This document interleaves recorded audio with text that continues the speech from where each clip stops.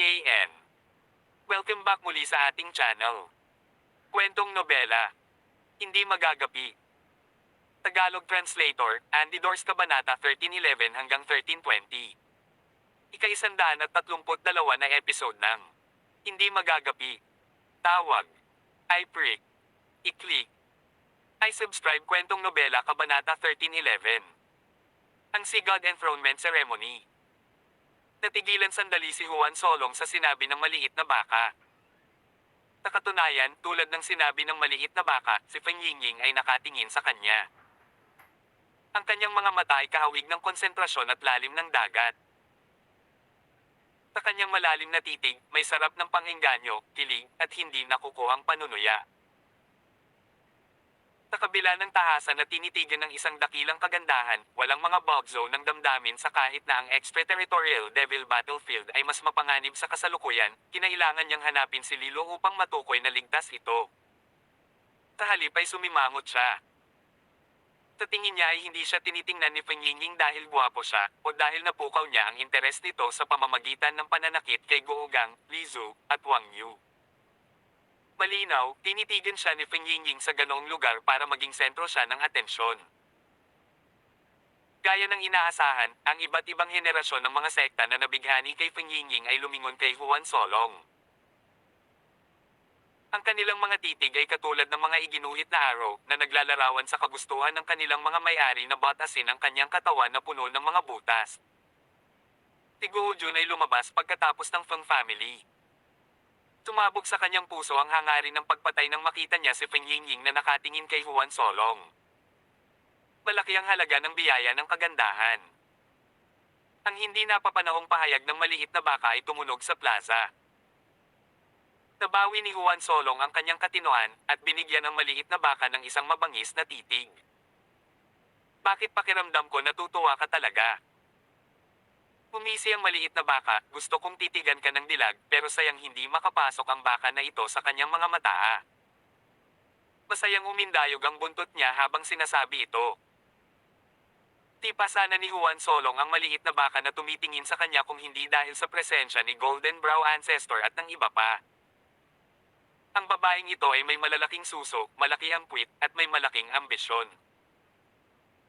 Nagpatuloy ang maliit na baka, Solong, sa katunayan, maaari mo siyang kunin, hindi siya masama para sa isang katulong. Malaki ang kanyang suso at malaki ang puwit na angkop para magpainit sa kama para sa iyo. Mariing isinara ni Juan Solong ang kanyang pandinig para sa ilang katahimikan. Sa oras na ito, si Feng Yingying, ang ancestor ng Feng family, ang Feng family's patriarch, at ang iba pa ay nakaupo na sa host stage, ng ang Guo family, Di family, Gao family, at ang natitirang 12 kilalang pamilya ng Si tribe ay sumunod sa likuran nila. Nang dumating ang 12 kilalang pamilya ng Si tribe, lahat ng iba't ibang eksperto na nakaupo sa plaza ay tumayo bilang pagbati. Ang mga ninuno ng Feng family na si Feng Jingxi ay lumibot sa paligid ng mga tao na may mahinang ngiti sa kanyang mga labi. Pagkaraan ng ilang sandali, nagsimula siya, salamat sa lahat ng pumunta sa God of the Sea Grand Ceremony ng aking tribo sa dagat. Inimbitahan namin ang lahat na narito ngayon bilang mga saksi sa seremonya ng pagpapalusog ng Diyos sa dagat ng aming tribo. The God Enthronement Ceremony. Sa isang iglap, nagkagulo ang mga tao. Ang atensyon ng karamihan ay muling napunta kay Feng Yingying na nakaupo sa tabi ng Feng family's ancestor. Naningkit ang mga mata ni Juan Solong. Mukhang totoo ang chismis tungkol kay Feng Yingying na nagmana ng bloodline ng sinaunang Sea God. Hindi kailanman sumagi sa isip ng sino man na gagamitin ng Sea tribe ang God of the Sea Grand Ceremony bilang isang pagkakataon na hawakan ng Sea God Enthronement para kay Feng Yingying. Kapag natapos na ang Sea God Enthronement Ceremony, si Feng Yingying ang magiging bagong Sea God ng Sea tribe. Ang 12 kilalang pamilya ng kasalukuyang tribo sa dagat ay pinamamahalaan ng nakapag-iisa, at karaniwan ng kompetisyon sa pagitan ng mga pamilya. Kaya naman, kung si Feng Yingying ay mailuklok bilang Sea God, pagsasamahin niya ang buong puwersa ng Sea tribe bilang isang bagong pinuno. Hindi ba't iyon ay isang malaking panganib para sa puwersa ng tao sa Vientiane World? Isang madilim na liwanag ang kumikinang sa Golden Brow Ancestor, Blood Knife Ancestor, at mga mata ni Zui habang iniisip nila ang problemang ito. Ganun din si Wang Gurui, Yukoi, at ang iba pa. Ang ninuno ng Feng family na si Feng Jingxi ay itinaas ang kanyang palad at kumaway ng ilang beses upang pakalmayan ang mga tao habang siya ay nagpatuloy. Bukod dito, ang mga disipulo ng aking tribo ay nais na samantalahin ang pagkakataong ito ng Sea of the God Grand Ceremony upang makipag-away sa iba't ibang mga sekta, mga alagad ng henyo, tinatasa ang isa't isa, nakikipagkompetensya ang mga benepisyo ng pagpapabuti. Ang mga tao ay sa isang kaguluhan ng kaguluhan. Puno ng pag-asa ang mga henyong disipulo ng super forces mula sa kalapit na mundo. Paminsan-minsan, bumabagsak ang kanilang mga tingin sa katawan ni Feng Yingying. Maliwanag, ang mga henyong disipulong ito ay hindi makapaghintay na magtanghal ng nakasisilaw sa harap ng dakilang kagandahang si Feng Yingying. Ang ancestor ng Feng family na si Feng Jingxi ay nagpatuloy na may walang laman na panghihikayat sa mga nakababatang disipulo ng iba't ibang sekta na gawin ang kanilang makakaya sa hamon. Ilang sandali pa, nagsimula na ang Sea God Enthronement Ceremony ng Sea Tribe. Ang mga bantay ng tribo ng dagat sa parisukat ay nagsimulang humihip sa mahabang shell ng kabibe ayon sa kakaibang ritmo, pagkatapos ay naglabas ang mga alagad ng tribo sa dagat ng 1,000 tambol. Ang lahat ng 1,000 drum ay eksaktong pareho. Sa itaas na ibabaw ng mga tambol ay may mga guhit ng iba't ibang banal na hayop sa dagat. 1,000 alagad ng tribo sa dagat ang hamampes ng kanilang mga tambol ng magkatulad na paggalaw. Umabot sa bawat sulok ng Sea God City ang dumadagindong na tunog ng mga tambol. Napansin ni Juan Solong na ang mga tunog ng mga tambol na ito ay maaaring makaapekto sa isip ng isang tao, maging sanhi ng mga ito na nakulong o mawala ng kontrol sa kanilang sariling mga iniisip. Ito ang Thunder Beast Drum ng Sea Tribe. Ipinaliwanag sa kanya ng Blood Knife Ancestor, gawa ito mula sa balat ng sinaunang Thunder Beast ng Sea Tribe. Kahit na hindi pa ito umabot sa grado ng Chaos Spiritual Artifact, ang pag-drum ng 1,000 Thunder Beast Drum sa parehong oras, ay maaaring bumuo ng mental attack na medyo malakas. Tumango si Juan Solong at itinala ito. Habang patuloy na humahampas ang mga alagad ng tribo sa dagat, nanginginig ang mga tambol ng kulog, at ang mga tunog ng dumadagendong na kulog ay lalong lumakas, na umabot sa 9 na langit. Si Feng Yingying ay matikas na humakbang patungo sa Sea God Tower sa di kalayuan kasama ang 12 kilalang pamilya ng mga ninuno at patriarch sa likod niya hanggang sa huminto siya sa di kalayuan mula sa Sea God Tower. Ayon sa Sea God Enthronement Ceremony ng Sea Tribe, kinailangan ni Feng Yingying na manalangin sa mga nakaraang henerasyon ng mga kaluluwa ng Masters ng Sea Tribe sa loob ng Sea God Tower. Kapag ang kanyang kadugo ng Sea God ay kinilala at nabatid ng mga nakaraang henerasyon ng mga kaluluwa ng mga Masters ng Sea Tribe sa loob ng Sea God Tower, kung gayon ito lamang ang magiging matagumpay na seremonya. Tumayo si Feng Yingying 20 metro mula sa Sea God Tower, at lumuhod. Pagkatapos ay ibinaba niya ang kanyang katawan pasulong sa lupa na magkadikit ang mga palad. Pagkaraan ng 1 segundo, bumalik siya sa kanyang mga paa, lumuhod, at ibinaba muli ang kanyang katawan paulit-ulit ang parehong posture. Nang ibinaba ni Feng Yingying ang kanyang katawan mula sa pagkakaluhod, ang kanyang puwitan ay parang 2 bundok na magkaharap, at ito ay isang mapang-akit na eksena. Habang patuloy na nagdarasal si Feng Yingying, kumikinang ang Sea God Tower. Hindi nagtagal, lumabas ang mga sinag ng liwanag mula sa Sea God Tower papunta sa katawan ni Feng Yingying. Isang kapangyarihan sa loob ni Feng Yingying ang tila nagising, habang ang isang maliwanag na liwanag ay bumalot sa kanya mula sa loob. Makalipas ang kalahating oras, ang liwanag na bumabalot sa kanya ay lumakas at lumakas, na umabot sa 4 na sulok ng Sea God Square. Isang kakaibang pressure ang nagmula sa katawan ni Feng Yingying na nagparamdam sa mga disipulo ng Sea Tribe ng pressure sa kanilang mga kaluluwa. Ang kagalakan sa mukha ng ancestor Feng Jingxi ng Feng family ay lumakas habang ang liwanag na bumabalot kay Feng Yingying ay lumakas. Makalipas ang humigit kumulang 1 oras, biglang, isang mahinang dagandong ang nagmula sa Sea God Tower na parang may libu-libong mga hayop sa dagat na umuungal. Dayanig ang buong Sea God City. Ang liwanag na bumabalot sa kanyang pagbaril sa langit. Pagkaraan ng mahabang panahon, unti-unting lumabo ang Sigad Tower habang unti-unting nawawala ang liwanag. Maya-maya, ang liwanag na bumabalot sa katawan ni Feng Yingying ay nagtagpo rin sa loob niya. Gayunpaman, makikita ng lahat na si Feng Yingying ay iba sa dati dahil ang bawat galaw niya ay naglalabas ng napakagandang hangin. Matagumpay na pinagsama ni Feng Yingying ang kanyang bloodline ng Sea God. Pagpupugay sa Panginoong Diyos ng Dagat. Ang lahat ng mga alagad ng tribo sa dagat sa parisukat ay tuwang-tuwa na lumuhod bilang pagpupugay. Maging ang mga ninuno at patriarch ng 12 kilalang pamilya ay yumuko ng malalim. Tawag. I-prick. I-click.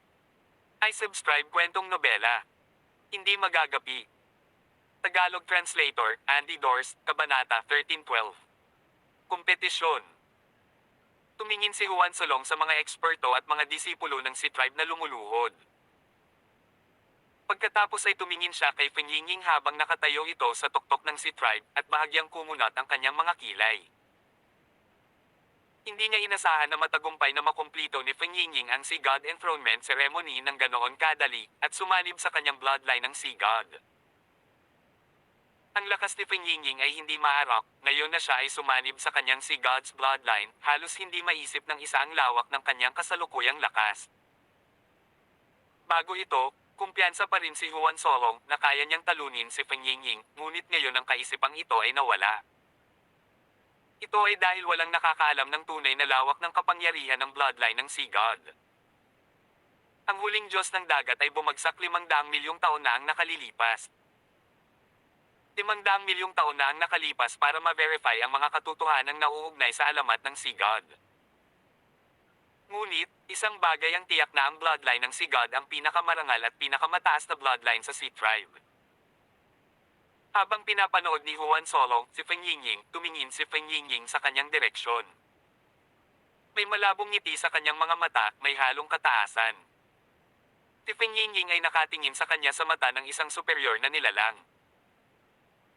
Sa oras na ito, ang mga ninuno ng 12 pamilya ay humakbang upang buksan ang selyo ng Sea God Tower at kinuha ang Sea God Divine Armor at ang Sea God Scepter.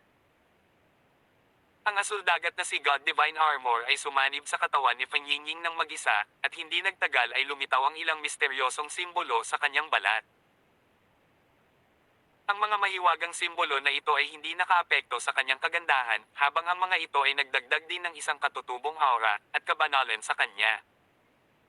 Ang Sea God Scepter ay halos 4 na metro ang haba. Ito ay may nakasulat na misteryosong mga simbolo, at sa tuktok na dulo ng setro ay binubuo ng 2 kalahating buwan na huwad mula sa hindi kilalang mga metal na yamakap sa isang asul na ball ang kristal sa gitna. Mabagal na umikot ang asul na ball ang kristal at ang lahat ng enerhiya ng elemento ng tubig ng buong Sea God City ay dumaloy patungo dito. Isang mahinang ambon ng enerhiya ng elemento ng tubig ang bumalot kay Feng Yingying na nagbibigay ng ilusyon ng isang Diyos sa dagat. Pagkatapos ay bumalik si Feng Yingying sa host stage na sinamahan ng mga ninuno at patriarch ng 12 pamilya. Sa oras na ito, isang katanji tanging trono na gawa sa deep sea red coral ang inilagay sa gitna ng host stage. Dahil dito, matagumpay na natapos ang Sea God Enthronement Ceremony. Ang pinuno ng Golden Phoenix Pavilion, Black Region World's Fortune Gate Chief, Anyama Gates Chief, Blood Imperial Sect Chief, at iba pa ay pumunta para batiin si Feng Yingying, Feng Family's ancestor, at ang patriarch. Hindi nagtagal, naging masigla ang kapaligiran sa plaza. Makalipas ang halos kalahating oras, ang lahat ng mga panauhin ay bumalik sa kanilang mga upuan dahil magsisimula na ang God of the Sea Grand Ceremony. Ang master para sa God of the Sea Grand Ceremony ay ang patriarch ng Feng family na si Feng Kaiyon. Lumakad siya ng ilang hakbang pasulong sa entablado ng host, at maikling ipinaliwanag ang mga patakaran at kaayusan na ginawa para sa God of the Sea Grand Ceremony. Sa pagkakataong ito, may 2 bahagi ang God of the Sea Grand Ceremony. Ang unang bahagi ay isang kompetisyon sa labanan sa pagitan ng mga alagad ng Sea Tribe para sa mga ranggo, na sinusundan ng mga gantimpala na may kapaki-pakinabang na mga premyo. Ang huling bahagi ay isa ring kompetisyon sa labanan, ngunit ito ay magiging sa pagitan ng mga alagad ng tribo ng dagat at ng mga henyong disipulo ng iba pang mga sekta na dumalo sa seremonya. Ang mga alagad ng iba pang mga sekta ay maaari ring homanin ang isa't isa sa Sea God Sacrificial Altar na may kapaki-pakinabang na mga premyo na inihanda para sa mga nanalo. Ang mga mananalo sa labanan sa Sea God Sacrificial Altar ay gagantimpalaan ng 2 Sea God Sacred Fruits, 2 trilyong Shenbi, 2 low-grade 6 Spirit Stone, at 2 low-grade Chaos Spiritual Pill na tinatawag na Wonder Emperor Divine Pill. Ang nawalang partido ay bibigyan pa rin ng premyo na kalahati ng mga premyo ng nanalo, na binubuo ng isang Sea God Sacred Fruit, 1 trilyong Shenbi, isang mababang grade 6 na Spirit Stone, at isang mababang antas ng kaguluhan na Wonder Emperor Divine Pill. Matapos ipahayag ng Feng Family Patriarch na si Feng Kaiyuan ang mga premyo, ang mga tao ay napabuntong hininga sa pagkamangha, at ang mga alagad ng mga sekta ay mas nasasabik. 2 Sea God Sacred Fruits, 2 trilyong Shenbi, 2 low-grade 6 Spirit Stones, at 2 low-grade Chaos Wonder Emperor Divine Pills. Kahit na para sa pangunahing disipulo ng isang Super Force, ang mga ito ay kumikita at nakatutokso ng mga premyo, kabilang si Zhu Feng. Ang sagradong prutas ng Diyos ng Dagat ay ang pinakamahalagang prutas ng tribo sa dagat. Ang pagkonsumo ng isang prutas ay katumbas ng ilang dekada na halaga ng pagtatanim. Gayunpaman, ang Sea Tribe ay mayroon lamang isang Sea God Sacred Tree, na namumulaklak at namumunga ng ilang mga prutas kada 10,000 taon, at ang mga bunga ay lubhang kakaunti, na kahit na ang 12 mga pangunahing disipulo ng pamilya ay bihirang magkaroon ng pagkakataon na makakuha ng isa. Ang Sea Tribe ay talagang kumuha ng ilang prutas bilang isa sa mga premyo sa pagkakataong ito.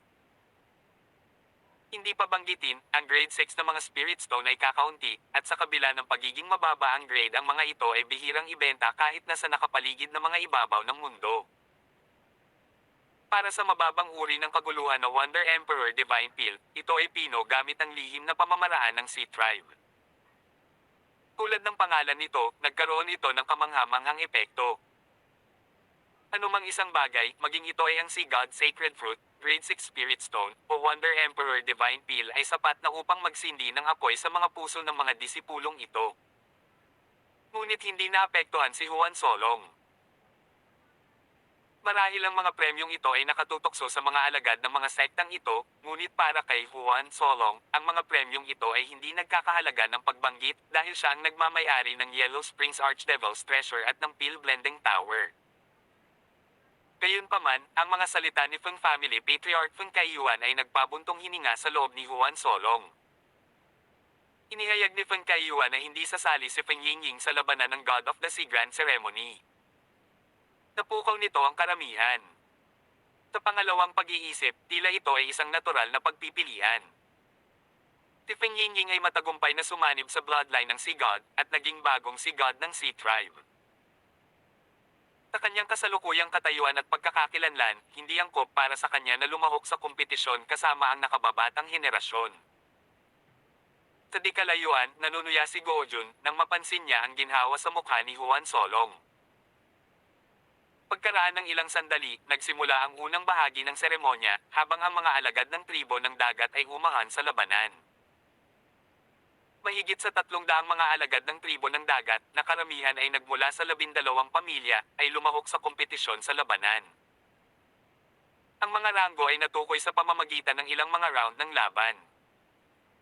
Dahil hindi lumahok si Feng Yingying, si Gojun ang naunang pwesto ng walang anumang suspense. Ang pangalawang lugar ay isang alagad ng Di family na nagngangalang Dirong, isang binata na may 3 mata at malademonyong hangin. Nasa ikatlong pwesto si Feng Shen, isang disipulo ng Feng family, na biolohikal, na kababatang kapatid ni Feng Yingying. Ang nangungunang 3 disipulo ay pawang ika-10 orden ng sinaunang Diyos Realm at mas mataas. Pinigyang pansin ni Juan Solong ang 3 ito, habang hindi niya pinansin ang iba. Matapos maipamahagi ang mga premyo, oras na para sa kompetisyon sa labanan ng ibang mga sekta ng mga disipulo, gayunpaman, walang umakyat sa grid. Biglang may tumalon sa ere, at marahang lumapag sa entablado. Nakatayo sa entablado ang isang matangkad at kulay pilak na buhok na binata na nakasuot ng disciple robe ng Black Region World's Fortune Gate na may hindi pangkaraniwang tindig. Ako si Jiang Feng ng Fortune Gate ng Black Region World, sino mang interesadong umakyat sa entablado. Ang pilak na buhok na binata ay nakatayo habang ang kanyang mga kamay ay nakapulupot sa kanyang likuran sa medyo mayabang na paraan. At muli, mayroon siyang kabisera upang maging mapagmataas. Una, siya ay isang henyo ng pagiging Diyos ng ranggo ng emperador. At pangalawa, siya ang personal na disipulo ng Black Region World Fortune Gate Chief na matagumpay na nilinang ang kamangha-manghang pamamaraan ng sekta sa unang pagkakataon sa 1,000,000 taon. Hindi pa banggitin, siya ay isang peak late 9th Order Ancient God Realm, kalahating hakbang na lang, at siya ay magiging breakthrough sa 10th Order Ancient God Realm. Hindi nagtagal, isang disipulo ng Nine Impact Sword Sect ng Battlestar World ang lumukso sa yugto ng labanan. Ang disipulo ng Nine Impact Sword Sect ay isang peak mid-9th Order Ancient God Realm, ngunit natalo siya ni Jiang Feng hindi nagtagal pagkatapos niyang pumasok sa battle stage. Magkasunod na umahan din ang mga disipulo mula sa ibang mundo para hamanin si Jiang Feng, ngunit lahat sila ay natalo niya. Matapos ang ilang kabiguan, walang nangahas na umakyat sa entablado ng labanan. Kahit na mayroon pa ring mga premyo sa kabila ng pagkatalo, kailangan pa ring timbangin ng isa ang kanilang sariling lakas. Nakikita ng lahat na ang lakas ng pakikipaglaban ni Jiang Feng ay maihahambing sa isang maagang 10th Order Ancient God Realm, kahit na ang kanyang cultivation ay nasa tuktok lamang ng late 9th Order Ancient God Realm. Maaaring mas malakas ng kaunti kaysa sa karaniwang maagang 10th Order Ancient God Realm cultivator ay maaaring talunin siya. Nang makitang walang umakyat sa entablado, tumingin si Jiang Feng sa nakapaligid na mga tao, pagkatapos ay sa wakas ay tinitigan niya si Huan Solong. Tawag. I prick. I-click. I subscribe kwentong nobela. Hindi magagapi. Tagalog Translator, Andy Dors, Kabanata 1313. Kahihiyan. Ikaw ba ang tinatawag na Vientiane World's Fortune Gate number 1 Genius, Huan Solong? Matayog na tumingin si Jiang Feng, at isang malamig na pagngisi ang lumitaw sa gilid ng kanyang bibig habang siya ay nagpatuloy, narinig ko rin na hindi ka pa natalo. Kahit isang maagang 10th Order Ancient God Realm Master ay hindi mo kalaban, tama ba iyon? Habang nagpatuloy si Jiang Feng, napahaba ang boses niya, pero, sa totoo lang, may reserbasyon ako, at iniisip ko kung ganoon ba talaga kalakas ang True Dragon Physique mo.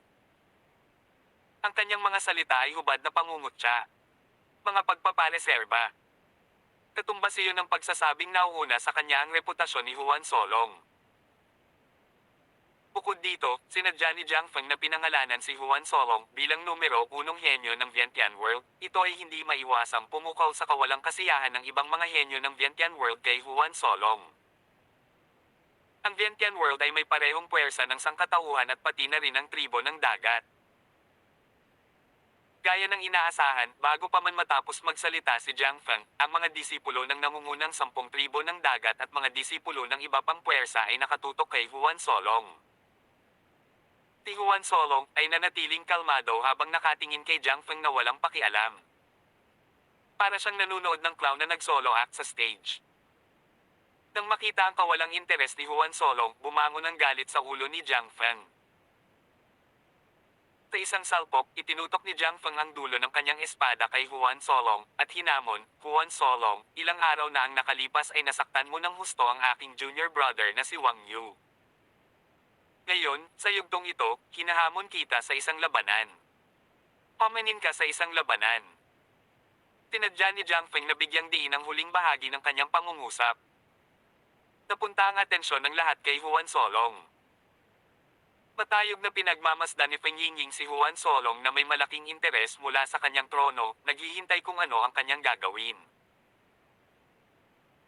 Nang malapit ng maglakad si Huan Solong patungo sa entablado ng labanan, muling umalangaw-ngaw ang boses ni Jiang Feng dahil hindi na siya makapaghintay na insultuhan si Huan Solong. Huan Solong, hindi ka man lang manggahas na umakyat sa entablado ng labanan. Ikaw ba ay wimp sa maling katanyagan? Kung ganoon, bumalik ka sa fortune gate ng iyong Vientiane World at magtanim ng ilang daang taon, at uminom ng mas maraming gatas bago lumabas upang kahihiyan ang iyong sarili. Karamihan sa mga alagad ng mga sekta sa plaza ay tumawa. Ang mga pinakamalakas na tumatawa ay natural na mga disipulo ng Black Region World's Fortune Gate.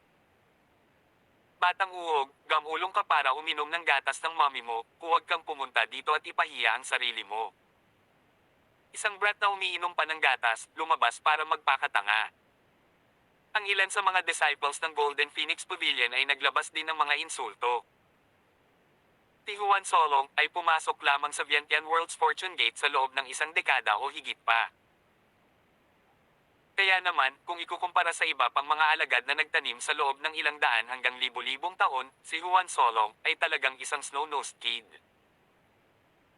Nakikinig sa malupit na hiyawan mula sa Golden Phoenix Pavilion at mga disipulo ng Fortune Gate ng Black Region World, malamig na sinabi ng Blood Knife Ancestor ng dalawang salita, si Rasha. Magalang na kinilala ni Juan Solong ang utos ng Blood Knife Ancestor. Malamig niyang tiningnan si Jiang Feng sa entablado, at sa sumunod na segundo, nawala siya sa isang kisap mata upang lumitaw sa entablado ng labanan. Humisi si Jiang Feng nang makita si Juan Solong sa entablado, ang lakas talaga ng loob mong umakyat. Mabuti yan, maaari na kitang lumpoin para ipaghiganti ang aking junior brother na si Wang Yu. Malamang hindi mo alam, kaya hayaan mo akong sabihin sa iyo, nagamit ko lamang ang kalahati ng aking lakas hanggang ngayon. Ipapakita ko sa iyo kung gaano talaga ako katatag. Lumakas ang momentum ni Jiang Feng habang sinasabi niya ito na ikinagulat ng apat na sulok ng plaza. Ang presyon mula sa kanyang katawan ay 2 beses na mas malakas kaysa dati.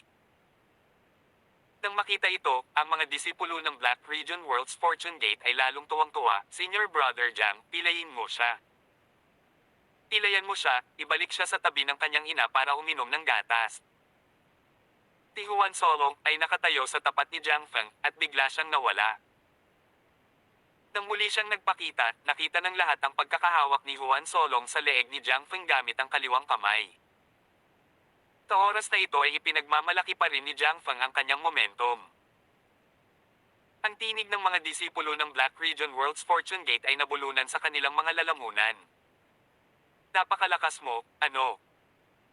Si Juan Solong ay malamig na tumingin kay Jiang Feng, pagkatapos, ang kanyang kanang kamay ay kumuyam sa isang kamao at tumama sa dibdib ni Jiang Feng. Ang mga tunog ng mga belang buto ay kumalusko sa hangin na parang mga paputok.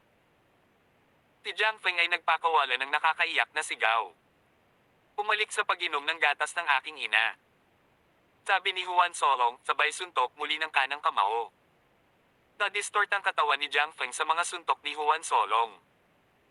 Gusto mo pa ba akong pilayin? Ang ikatlong suntok ni Juan Solong ay damapo sa hindi makilalang dibdib ni Jiang Feng. Walang tunog ang suntok na ito nang damapo ito sa dibdib ni Jiang Feng, gayunpaman, sumigaw si Jiang Feng, at masakit na lumabas ang mga eyeballs nito mula sa kanyang mga socket. Ang mga likido sa katawan ay umaagos mula sa kanyang bibig, butas ng ilong, tainga, at mata. Tumigil ka. Sumigaw ang punong Fortune Gate ng Black Region World na si Liu Mengyuan dahil hindi na siya makaupo pa. Kasabay nito, isang nakakatakot na presyon ang lumabas mula sa kanyang katawan na parang isang bulkan. Nawala ng kulay ang langit. Maliban sa mga pinuno ng henerasyon ng mga ninuno, naramdaman ng iba ang pagtigil ng kanilang mga hininga na parang may mabigat na bundok na dumidiin sa kanilang mga dibdib. Halos sa parehong oras, isa pang nakakatakot na momentum ang pumailanglang sa langit.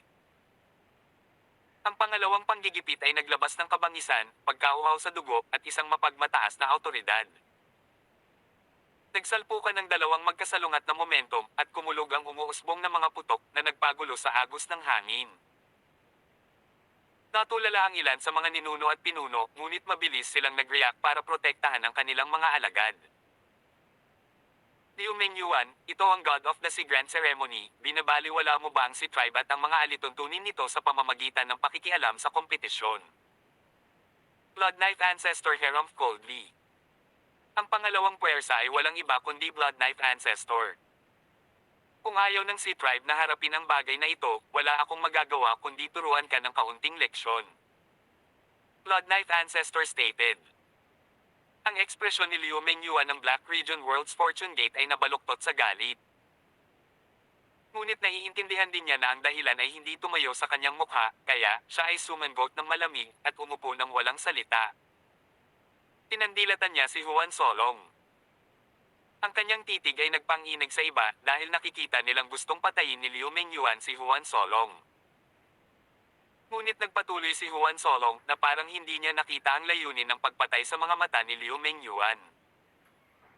Pinalipad niya si Jiang Feng palabas ng stage na may isa pang suntok. Sa puntong ito, ang patriarch ng Feng family na si Feng Kaiyuan ay tumayo at inihayag, si Juan Solong ng Vientiane World's Fortune Gate ang nanalo sa labanang ito. Pagkatapos, tumingin siya sa mga tao at idinagdag, mapasasalamatan ko kung susundin ng lahat ang mga tuntunin ng ating God of the Sea Grand Ceremony. Huwag mo kaming sisihin sa pagiging bastos kung may humahadlang sa laban sa susunod. Bagamat pinapaboran niya ang Fortune Gate ng Black Region World, kailangan niyang sabihin ito. Pagkatapos ng lahat, ang panghihimasok ng Black Region World's Fortune Gate na si Liu Mengyuan ay talagang binaliwala ang mga patakaran ng Sea Tribe, at ang kanyang pagkilos ay pumukaw kay Feng Kaiyuan at sa 12 pamilya ng mga ninuno. Hindi umalis sa battle stage si Juan Solong matapos talunin si Jiang Feng. Inaasahan niya na ang mga disipulo ng tribo ng dagat at mga disipulo ng iba pang mga sekta ay hahamunin siya pagkatapos ng kanyang unang tagumpay. Kaya naman, naisip niya, maaari rin siyang maghintay sa entablado at makipag-usap sa kanila minsan at para sa lahat. Sino pa ba ang gustong humamon sa akin? Umalangaw-ngaw sa plaza ang walang pakialam na boses ni Juan Solong. Kumaway ang kanyang robe. Matangkad siyang tumayo na may dominanteng hangin na naging dahilan ng pagkagulo ng maraming babaeng disipulo sa loob ng karamihan. May malabong ngiti sa mukha ni Feng Yingying sa buong oras habang nakaupo siya sa trono ng Sea God. Siya ay lubos na interesado habang pinapanood si Huang Xiaolong. Ngunit sa panlabas, si Feng Yingying ay hindi nagpakita ng anumang pagtataka, kahit na si Juan Solong ay nagpakita ng pambihirang lakas sa pakikipaglaban sa pamamagitan ng madaling pagkatalo kay Jiang Feng. Ang lakas ba ni Juan Solong ay ordinaryo sa kanyang mga mata? Lumipas ang mahabang panahon dahil ang mga salita ni Juan Solong ay bumagsak, ngunit walang sino man ang umahan upang hamanin siya. May mga disipulo na may lakas ng Late 10th Order, kahit na ang pinakamataas na Late 10th Order Ancient God Realm sa mga disipulo ng Golden Phoenix Pavilion, mga disipulo ng Black Region World's Fortune Gate, at mga disipulo ng iba pang sekta. At kahit gusto nilang umakyat sa battle stage, kaya nila. Sa kasamaang palad, na unang binanggit ni Patriarch Feng Kaiyuan ang limitasyon sa edad bilang isa sa mga panuntunan sa labanan. Ang mga lampas sa katanggap-tanggap na limitasyon sa edad ay hindi pinahintulutang umakyat sa yugto ng labanan. Walang lalapit at aawayin ako. Walang pakialam pa rin si Juan Solong, ngunit nakatingin siya sa direksyon ng Guo family, lalo na kay Gojun, ang inaasahang unang pwesto ng God of the Sea Grand Ceremony. Tinundan ng tingin ng lahat si Juan Solong nang bumagsak ito kay Gojun. Bago inaasahan ng lahat, nagdilim ang mukha ni Gojun nang tumayo siya. Tawag. I prick. I-click. I subscribe kwentong nobela. Hindi magagapi. Tagalog Translator, Andy Dors, Kabanata 13-14. Ang punch na ito ay medyo nakaka-relax. Hindi magiging lalaki si Gojun kung hindi siya tatayo sa tahasang pang-aasar ni Juan Solong. Not to mention, hindi siya magiging karapat-dapat na maging tao ni Feng Yingying. Sa isip ni Gojun, siya ay palaging tao ni Feng Yingying. Ang kaisipang ito ay ibinahagi rin ng karamihan sa mga alagad ng tribo sa dagat. Bagaman ito ay hindi isang nakasulat na tuntunin, walang mga babaeng alagad ng tribo sa dagat ang magpapakasal sa labas ng tribo. Hindi pa banggitin, si Gojun ang pinakatanyag na tao sa mga nakababatang henerasyon. Si Gojun lamang ang karapat-dapat kay Feng Yingying. Dahan-dahang naglakad si Gojun patungo sa battle stage na lumulutang sa hangin. Sa bawat hakbang niya, mas lumalakas ang pressure na ipinalalabas niya, at napakalaki. Nararamdaman ng lahat na nagiging magulo ang daloy ng hangin sa paligid. Si Gojo ay katulad ng isang mabangis na hayop na nagpapakita ng kanyang lakas. Ang momentum ni Gojo ay 1,000 beses, 10,000 beses na mas malakas kaysa sa Fortune Gate ng Black Region World na si Jiang Feng. Habang papalapit si Gojo sa entablado, isang bahagi ng kanyang napakalaking pressure ang partikular na nakatarget kay Huan Sulong tulad ng 1,000 layer ng tsunami. Isang mahinang gininto ang liwanag ang bomb alot sa paligid ni Huan Sulong habang siya ay nakatayo roon na hindi naapektuhan ni Gojo.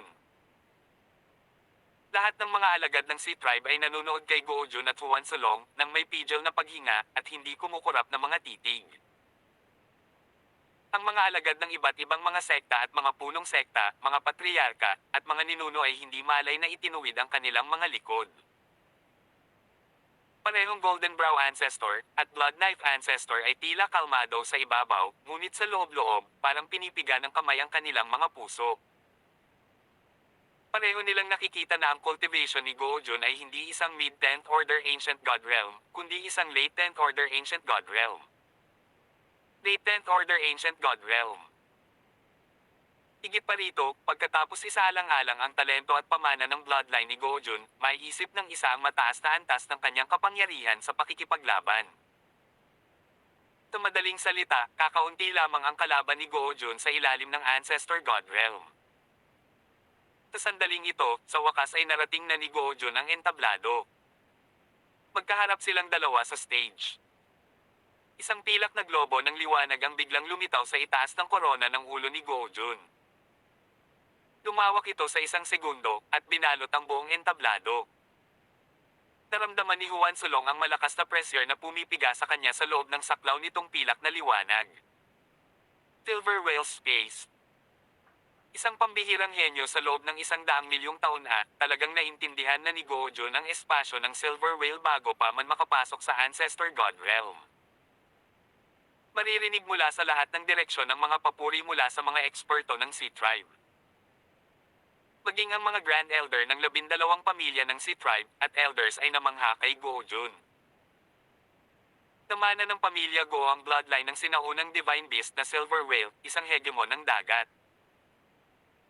Ang Silver Whale Space ay isang banal na sining na natatangi sa Silver Whale na binubuo ng isang kahangahangang kapangyarihan, gayunpaman, napakahirap na matagumpay na i-condense ang Silver Whale Space.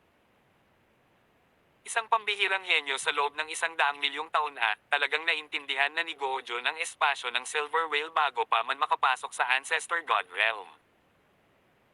Maririnig mula sa lahat ng direksyon ang mga papuri mula sa mga eksperto ng Sea Tribe. Maging ang mga Grand Elder ng 12 pamilya ng Sea Tribe at Elders ay namangha kay Gojo. Namana ng pamilya Go ang bloodline ng sinaunang Divine Beast na Silver Whale, isang hegemon ng dagat. Ang Silver Whale Space ay isang banal na sining na natatangi sa Silver Whale na binubuo ng isang kahangahangang kapangyarihan, gayunpaman, napakahirap na matagumpay na i-condense ang Silver Whale Space. Ang isa sa mga mahigpit na kinakailangan upang gawin ito ay ang mataas na kadalisayan ng linya ng dugo ng Silver Whale, hindi bababa sa 70% kadalisayan ng linya ng dugo, at isa pang kinakailangan ay ang pag-abot sa ika-10 yugto ng Silver Whale Scripture, ang pamamaraan ng heritage cultivation ng Goo family. Bagamat mayroong higit sa iilan sa mga miyembro ng Goo family na maaaring bumuo ng Silver Whale Space. Sa nakalipas na 10,000,000 taon, walang naging disipulo ng Goo family na matagumpay na nakondensed ang Silver Whale Space bago pumasok sa Ancestor God Realm. Sa makatuwid, ito ang dahilan sa likod ng pagkamangha ng mga dalubhasa sa dagat. Ngunit kapag naintindihan ng isang disipulo ng Goo family at simulan ang pag-condense ng Silver Whale Space, magiging mas malakas ito ng proporsyonal dahil tataas ang kanilang cultivation. Higit pa rito, ang mas maaga ay maaaring magsimulang i-condensate ang Silver Whale Space, mas mataas ang kanilang potensyal na paglago. Sa trono ng Sea God, ang tingin ni Feng Yingying ay nakatutok kay Huan Sulong sa buong panahon, habang iniisip niya sa loob, ilang galaw ang magagawa ng batang ito mula kay Gojo. 10, siguro. Bilang numero 1 henyo ng Feng family, mayroon siyang mahusay na pag-unawa sa kapangyarihan ng Silver Whale Space ng Goo family. Ang ancestor ng Goo family ay kinilala bilang pangalawang pinakamalakas na tao sa Sea Tribe dahil sa kanyang silver whale space. Nakinig si Gojun sa mga papuri at bulalas mula sa karamihan habang nakatingin siya kay Huan Solong, at sinabing, marahil ay hindi mo pa narinig ang tungkol sa silver whale space ng aking pamilya Goo. Sa makatuwid, tila wala kang alam sa kapangyarihan ng silver whale space, ngunit hindi mahalaga. Sa lalong madaling panahon, mararanasan mo ito para sa iyong sarili. Huan Solong retorted with a deadman face, ganun ba? Hindi nagalit si Gojun sa ekspresyon ni Huan Solong. Sa halip, tumawa siya ng mahina, sa loob ng silver whale space ko, kahit isang peak late 10th order ancient god realm cultivator ay pipigilan ko, mas mababa ang kanilang lakas kumpara sa akin, mas matindi ang pagsupil na nararamdaman nila. Ang isang 9th order ancient god realm cultivator ay malamang na magagamit lamang ang kalahati ng kanyang lakas, kapag nasa ilalim ng impluensya ng aking silver whale space. Ang 9th Order Ancient God Realm ay marahil ay maaaring gumamit lamang ng kalahati ng kanilang lakas. Ang mga nasa karamihan na walang kamalayan sa Silver Whale Space ay bumulong sa kanilang mga kasama sa gulat. Kung totoo iyon, hindi ba't ang ibig sabihin ni Huan Solong ay magagamit ng wala pang kalahati ng kanyang tunay na lakas? 50% ang lakas. Narinig mo ba iyon ng malinaw? Ang isang 9th Order Ancient God Realm Cultivator ay maaaring gumamit lamang ng kalahati ng kanyang lakas. Ngunit pagkatapos ay ang Huan Solong ay isa lamang tugatog sa huling bahagi ng ikapitong orden ng sinaunang Diyos na kaharian. Kung ganoon, sasabihin ko na baka 20% lang ng kanyang lakas ang kaya niyang gamitin. 2/10. Paano niya lalabanan si Gojun noon? Kahit na naibigay ni Huan Solong ang kanyang buong lakas, hindi pa rin siya magiging katapat ni Gojun. Kung isasaalang-alang ito, maaaring tumagal lamang siya sa kalahating strike. Maaari siyang pigayin ni Gojun hanggang mamatay sa pamamagitan ng pagpindot ng kanyang palad sa hangin. Golden Brow Ancestor at Blood Knife, ang mga mukha ni Ancestor ay lalong naging pangit sa pakikinig sa mga talakayan sa kanilang paligid. Ang patriarch ng Wango clan na si Wango Rui ay umiling sa pananangis, sayang. Kahit na kinasusuklaman niya si Huan Solong dahil nasaktan ng husto ni Huan Solong, si Wango Zi noong nakaraan, pati na rin ang pagbaba ng reputasyon ng Wango clan mula sa itaas hanggang sa ibaba, si Huan Solong ay isang alagad ng sangkatauhan sa dulo ng araw. Ngayong malapit na siyang mapilaya ni Gojun, naaawa si Wango Rui kay Huan Solong. Malamig na tumikim si Wango Zi, inaabangan niya ang mismong eksenang ito kung saan sisirain ni Gojun si Huan Solong. Ang pag-asam at paghanga ni Wango Zi ay ibinahagi ni Lizo ng Golden Phoenix Pavilion, Zufeng ng Fortune Gate ng Vientiane World at Wang Wei. Habang patuloy ang mga bulungan, ang kanang kamao ni Gojun ay sumuntok kay Huan Solong. Pinalot ng malakas na liwanag na pilak ang kanyang kanang kamao na tinatakpan ng iba pang mga kulay sa entablado. Ito ang natatanging Silver Whale God Force na matagumpay na nakondense ni Gojun sa loob ng Silver Whale Space. Ang Silver Whale Space ay hindi lamang pinagsama ang lakas ng pag-atake ni Gojun, ngunit maaari rin itong bumuo ng mabigat na gravity upang pahinain ang lakas ng pag-atake ng kalaban. Tila walang anumang intensyon si Huan Solong na iwasan ang pag-atake ni Gojun, habang kalmado siyang nakatayo habang pinapanood ang kamao ni Gojun na papalapit sa kanya. Sa kaloob-looban, ipinalibot niya ang kanyang tatlong Supreme Godheads, God Force sa kanyang buong katawan. Gusto niyang malaman kung gaano kalakas ang kanyang kasalukuyang True Dragon Physique. Bang! Isang malakas na kalabog ang umalingaw-ngaw sa hangin. Sa mga mata ng karamihan, mukhang bigo, si Huan Solong na umiwas kay Gojun sa oras dahil nakatayo lang siya doon at tumpak na sinuntok ni Gojun. Golden Brow Ancestor at Blood Knife, ang mga kamay ni Ancestor ay nanginginig sa kaba. Sa pagtingin sa kinalabasan na ito, lahat ng masamang hangarin ni Huan Solong ay napangiti ng may malaking kasiyahan. Walang iba kundi si Wango Zi, Li Ji, Zhu Feng, Wang Wei, Gou family, at ang iba pang Sea Tribe, pati na ang Golden Phoenix Pavilion at ang Blood Imperial Sect. Suray-suray na paatras ang figure ni Huan Solong hanggang sa gilid ng entablado. Nang makitang mahuhulog na siya sa entablado, dahan-dahan niyang pinigilan ang sarili at tumayo roon. Naturally, ito ay ganap na hindi inaasahan para sa lahat ng mga manunood. Natigilan sandali ang mga tao sa tanawing ito. Tinapik ni Juan Sulong ang alikabok mula sa kanyang katawan, kung saan dumaong ang suntok ni Go Jun. Iniunat niya ang kanyang leeg upang lumuwag ang kanyang mga kalamnan, at sinabing, "Salamat sa pagtulong sa akin na lumuwag ang ilang kalamnan. Nakaka-relax ang suntok mo." Ano? Medyo nakaka-relax. Ang suntok ni Go Jun ay medyo nakaka-relax. Nag-react ang lahat, lampas sa gulat. Ang patriarch ng pamilyang Go na si Go Shi, ang ancestor ng pamilya Go, at ang mga patriarch at ancestors ng iba pang pamilya, grand elders, at elders ay nagpalitan ng nagdududang tingin. Sa oras na ito, ang Golden Brow ancestor at Blood Knife ancestor ay nagyelo sa pagkabigla. Bahagyang nakanganga ang maliit na cherry lips ni Feng Yingying sa hindi makapaniwala. Tawag. I prick. I-click. I subscribe kwentong nobela. Hindi magagapi. Tagalog Translator, Andy Dors, Kabanata 1315. Tinabi ni Juan Sulong na nakaka-relax. Sa entablado, si Go Jun ay nakatitig sa kanyang sariling kamao na may hindi makapaniwalang ekspresyon habang iniisip niya, ito ba talaga ang aking kamao? Hindi sa ibang tao, tama ba? Kahit na sinuntok ko si Juan Sulong, talagang sinabi niya na ito ay medyo nakaka-relax, sa kabila ng pagiging peak lamang ng late 7th Order Ancient God Realm. Paano ito posible? Ang kanyang ina, ang sabi ng punk na ito ay medyo nakaka-relax. Nakaka-relax. Ang mukha ni Go Jun ay naging masungit at pangit habang ang mga mapupulang daluyan ng dugo ay nakahanay sa mga puti ng kanyang mga mata habang siya ay nakatitig ng masama kay Juan Sulong. Parang gusto niyang punitin si Juan Sulong gamit ang kanyang mga mata. Si Juan Sulong ay naglakad pabalik sa gitna ng entablado, patungo kay Go Jun, habang sinasabing, "Paano, bigyan mo pa ako ng ilang suntok para matulungan akong lumuwag pa. Kukunin ko ito bilang isang libreng masahe. Bigyan mo pa ako ng ilang suntok." Libreng masahe. Insulto. Ubad na paghamak. Si Go Jun ay nagpakawala ng galit na sigaw, na katulad ng isang nasugatan na mabangis na hayop habang ibinabaton niya ang kanyang kamao kay Juan Sulong. Sa pagkakataong ito, ipinadala niya ang Silver Whale God Force ng kanyang buong katawan. "Ipapasabog ko si Juan Sulong gamit ang aking kamao," sabog siya sa isang tumalsik. Mamatay. Umugang.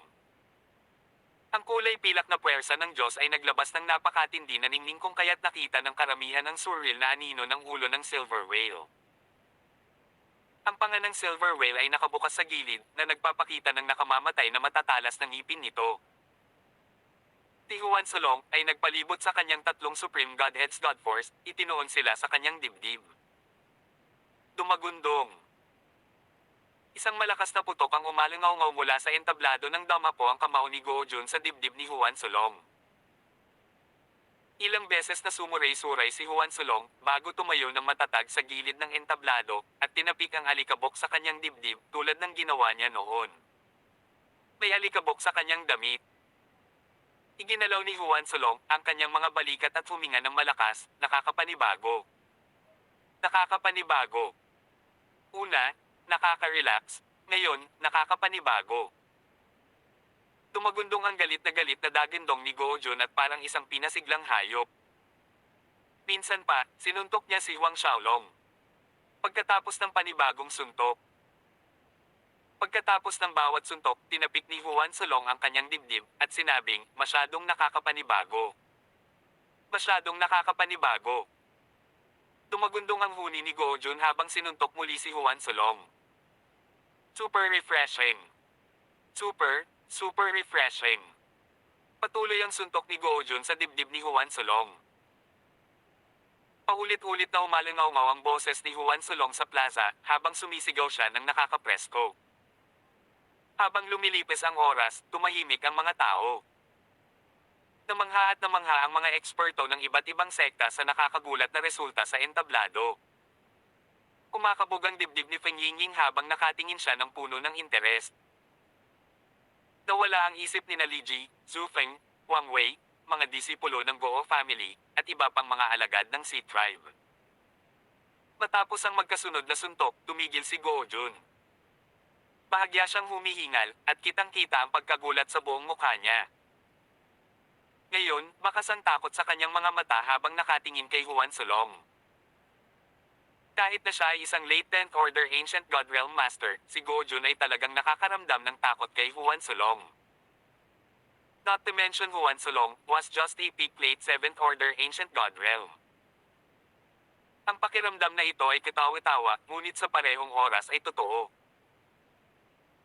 Nakita ni Huan Sulong ang takot sa mga mata ni Guo Jun habang nakatingin ito sa kanya, at malamig na sinabi, tinulungan mo akong lumuwag ang kalamnan, ngayon, hayaan mo akong ibalik ang pabor. Sa sandaling bumagsak ang kanyang boses, nakita na lamang ni Guo Jun na naglaho si Huan Sulong. Sa isang segundo, isang kamao ang lumaki sa harap ng kanyang mga mata.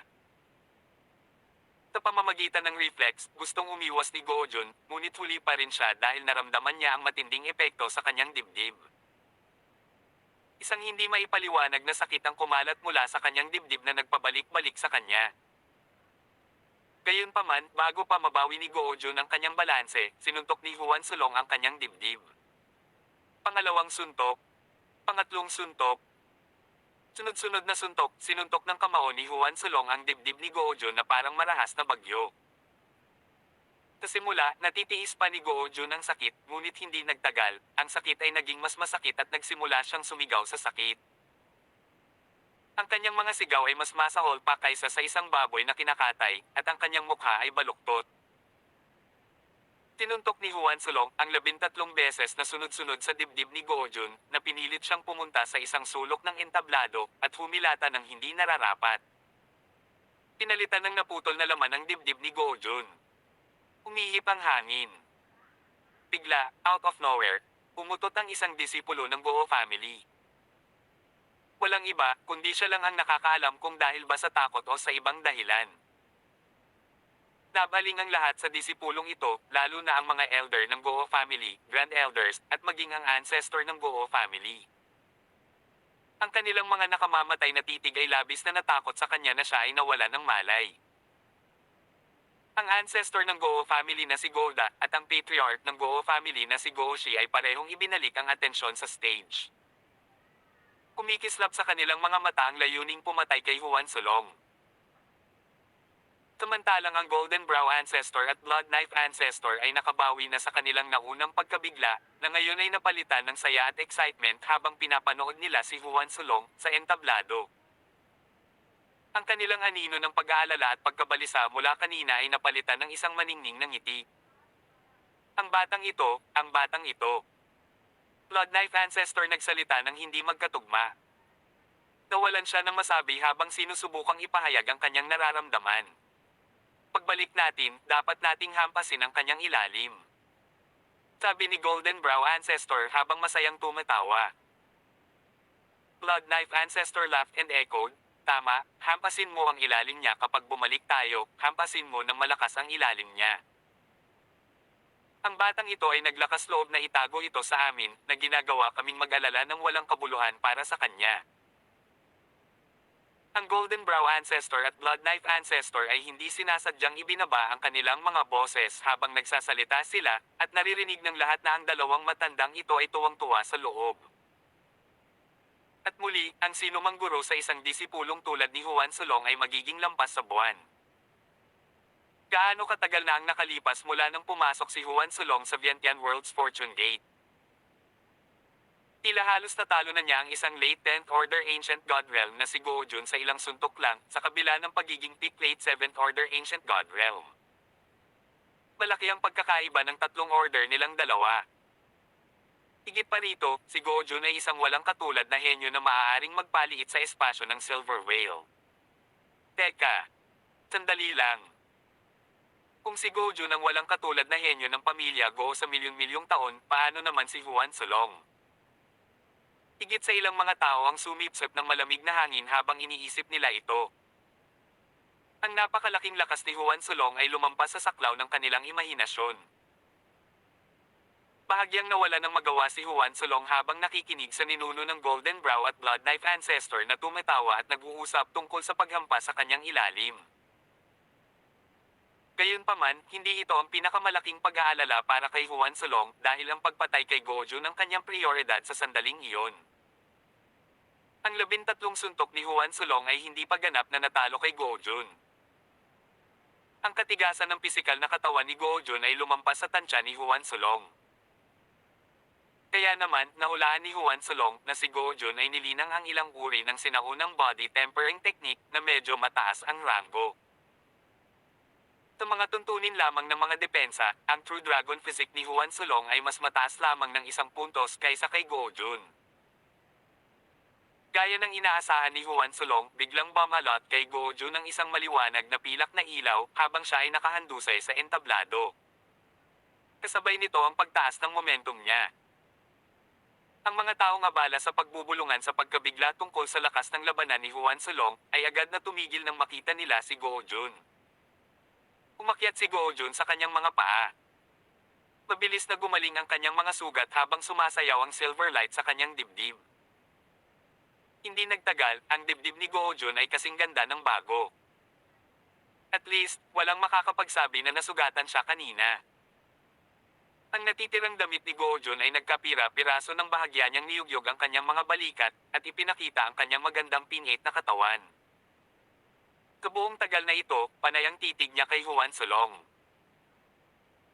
Tumawa siya ng masama habang pinupunasan ang gilid ng kanyang bibig at sinabing, hindi masama ang 13 suntok na iyon, medyo nakaka-relax, at sobrang cool.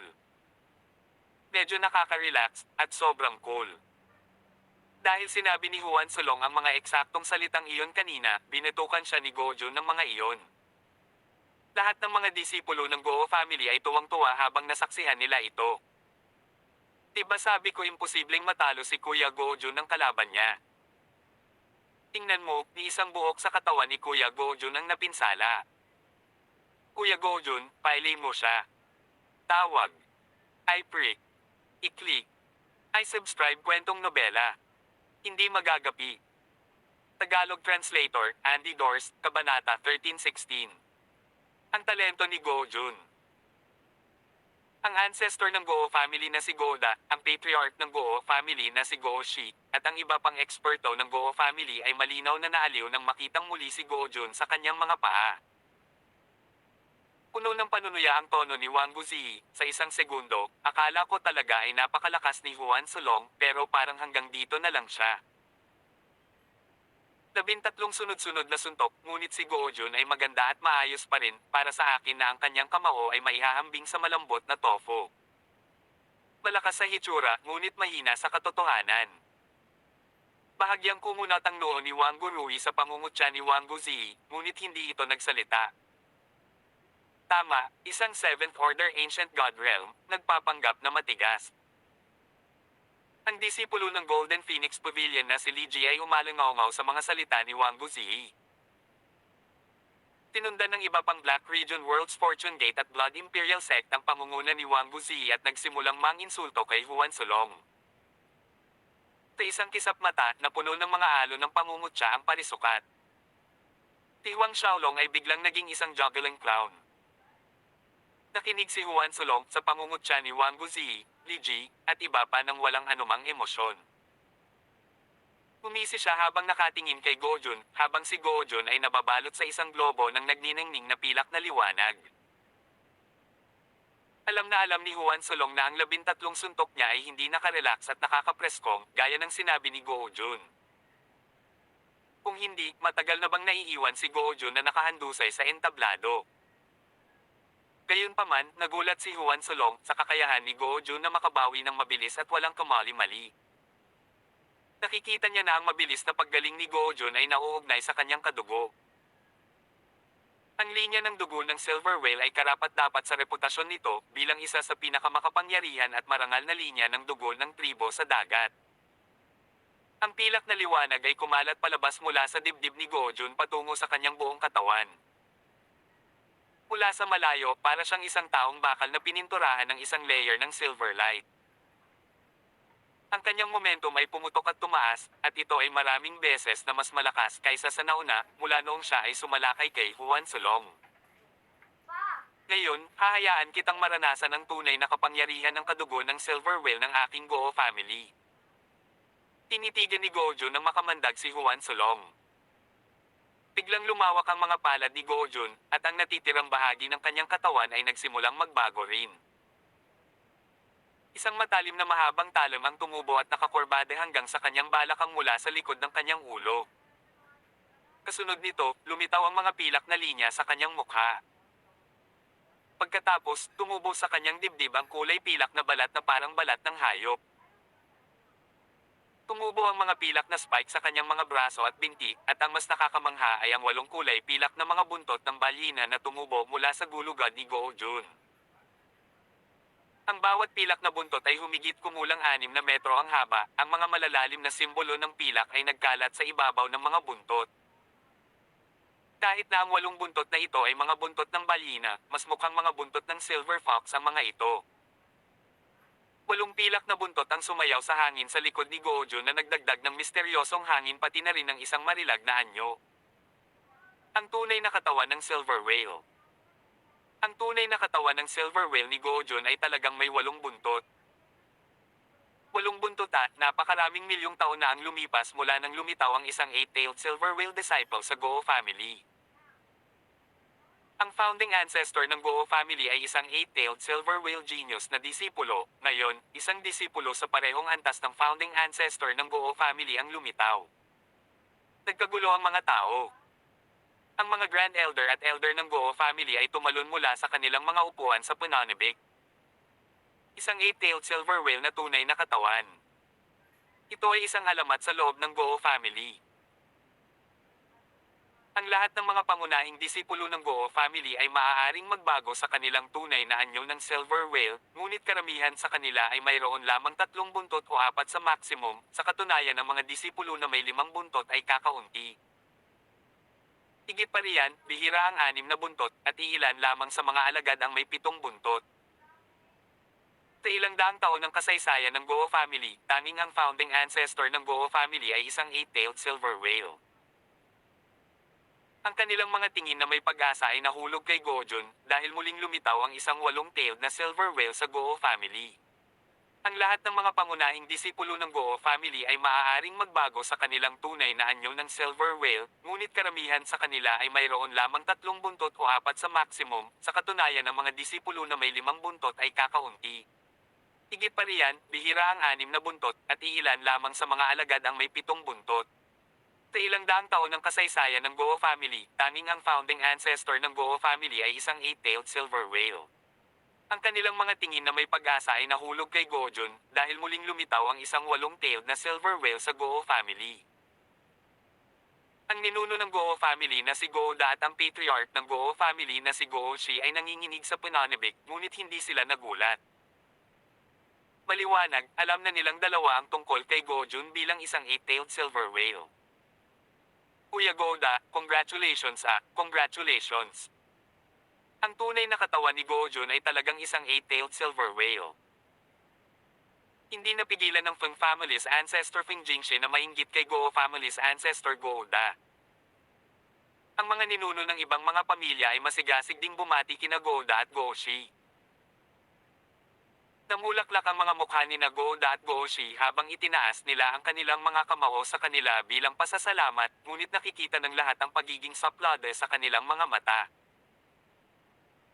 Ang mga kilay ni Golden Brow Ancestor at Blood Knife Ancestor ay mahigpit na nakalok, hindi sumagi sa isip nila na si Gojun ay magkakaroon ng 8-tailed na silver whale na tunay na katawan.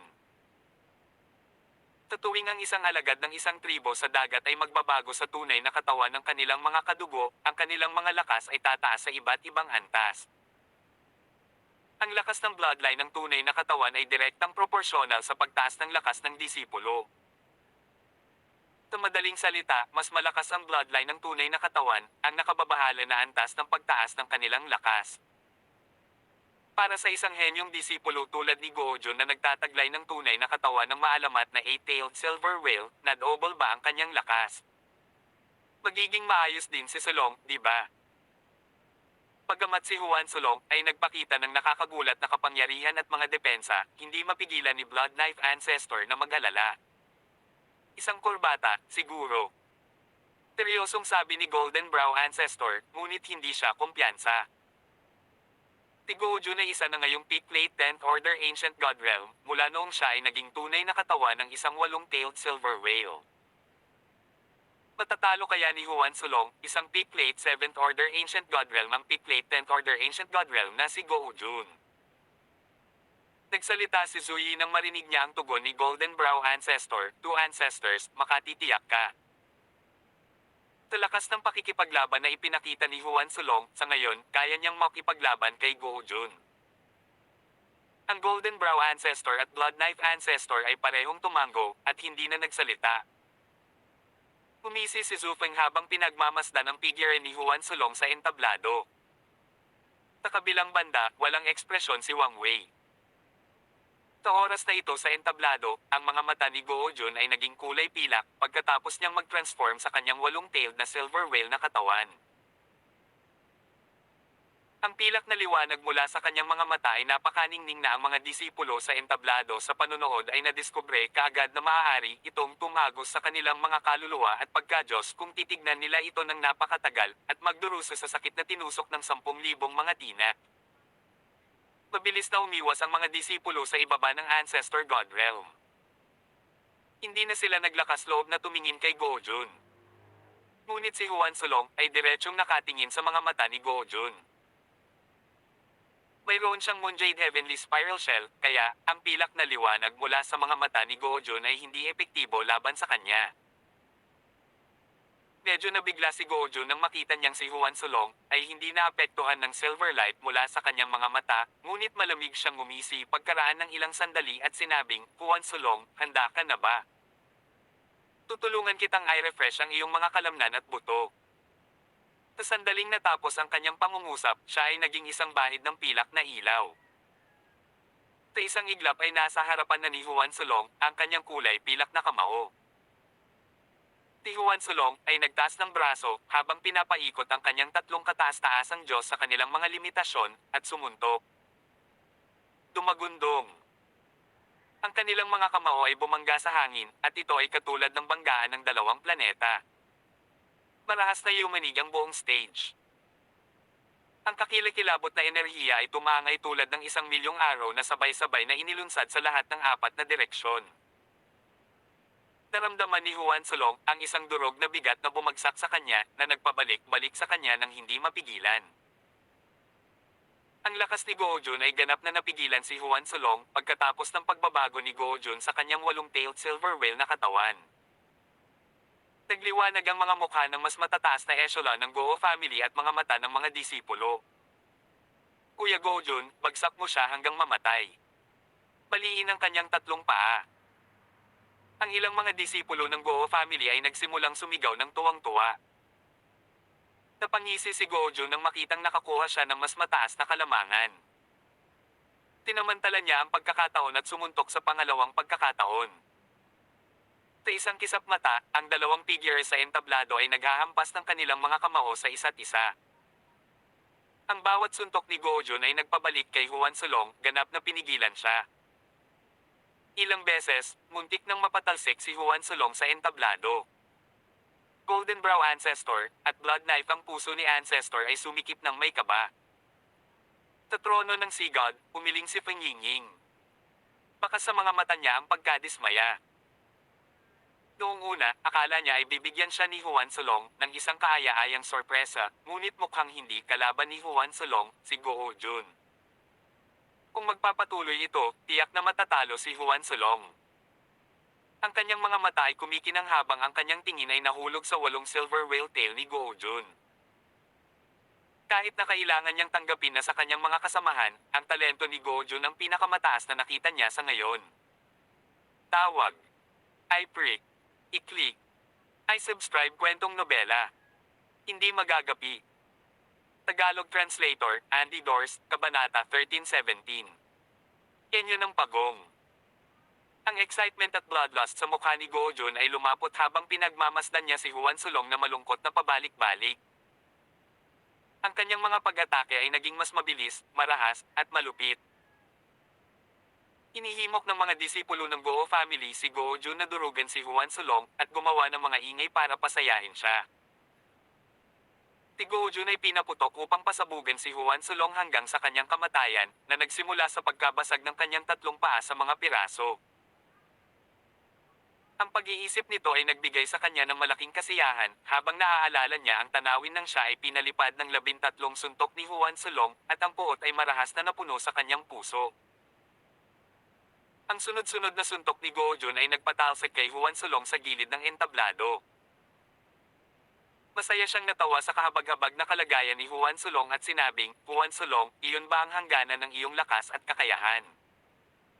Pinugbog ako nang walang anumang kapangyarihang lumaban.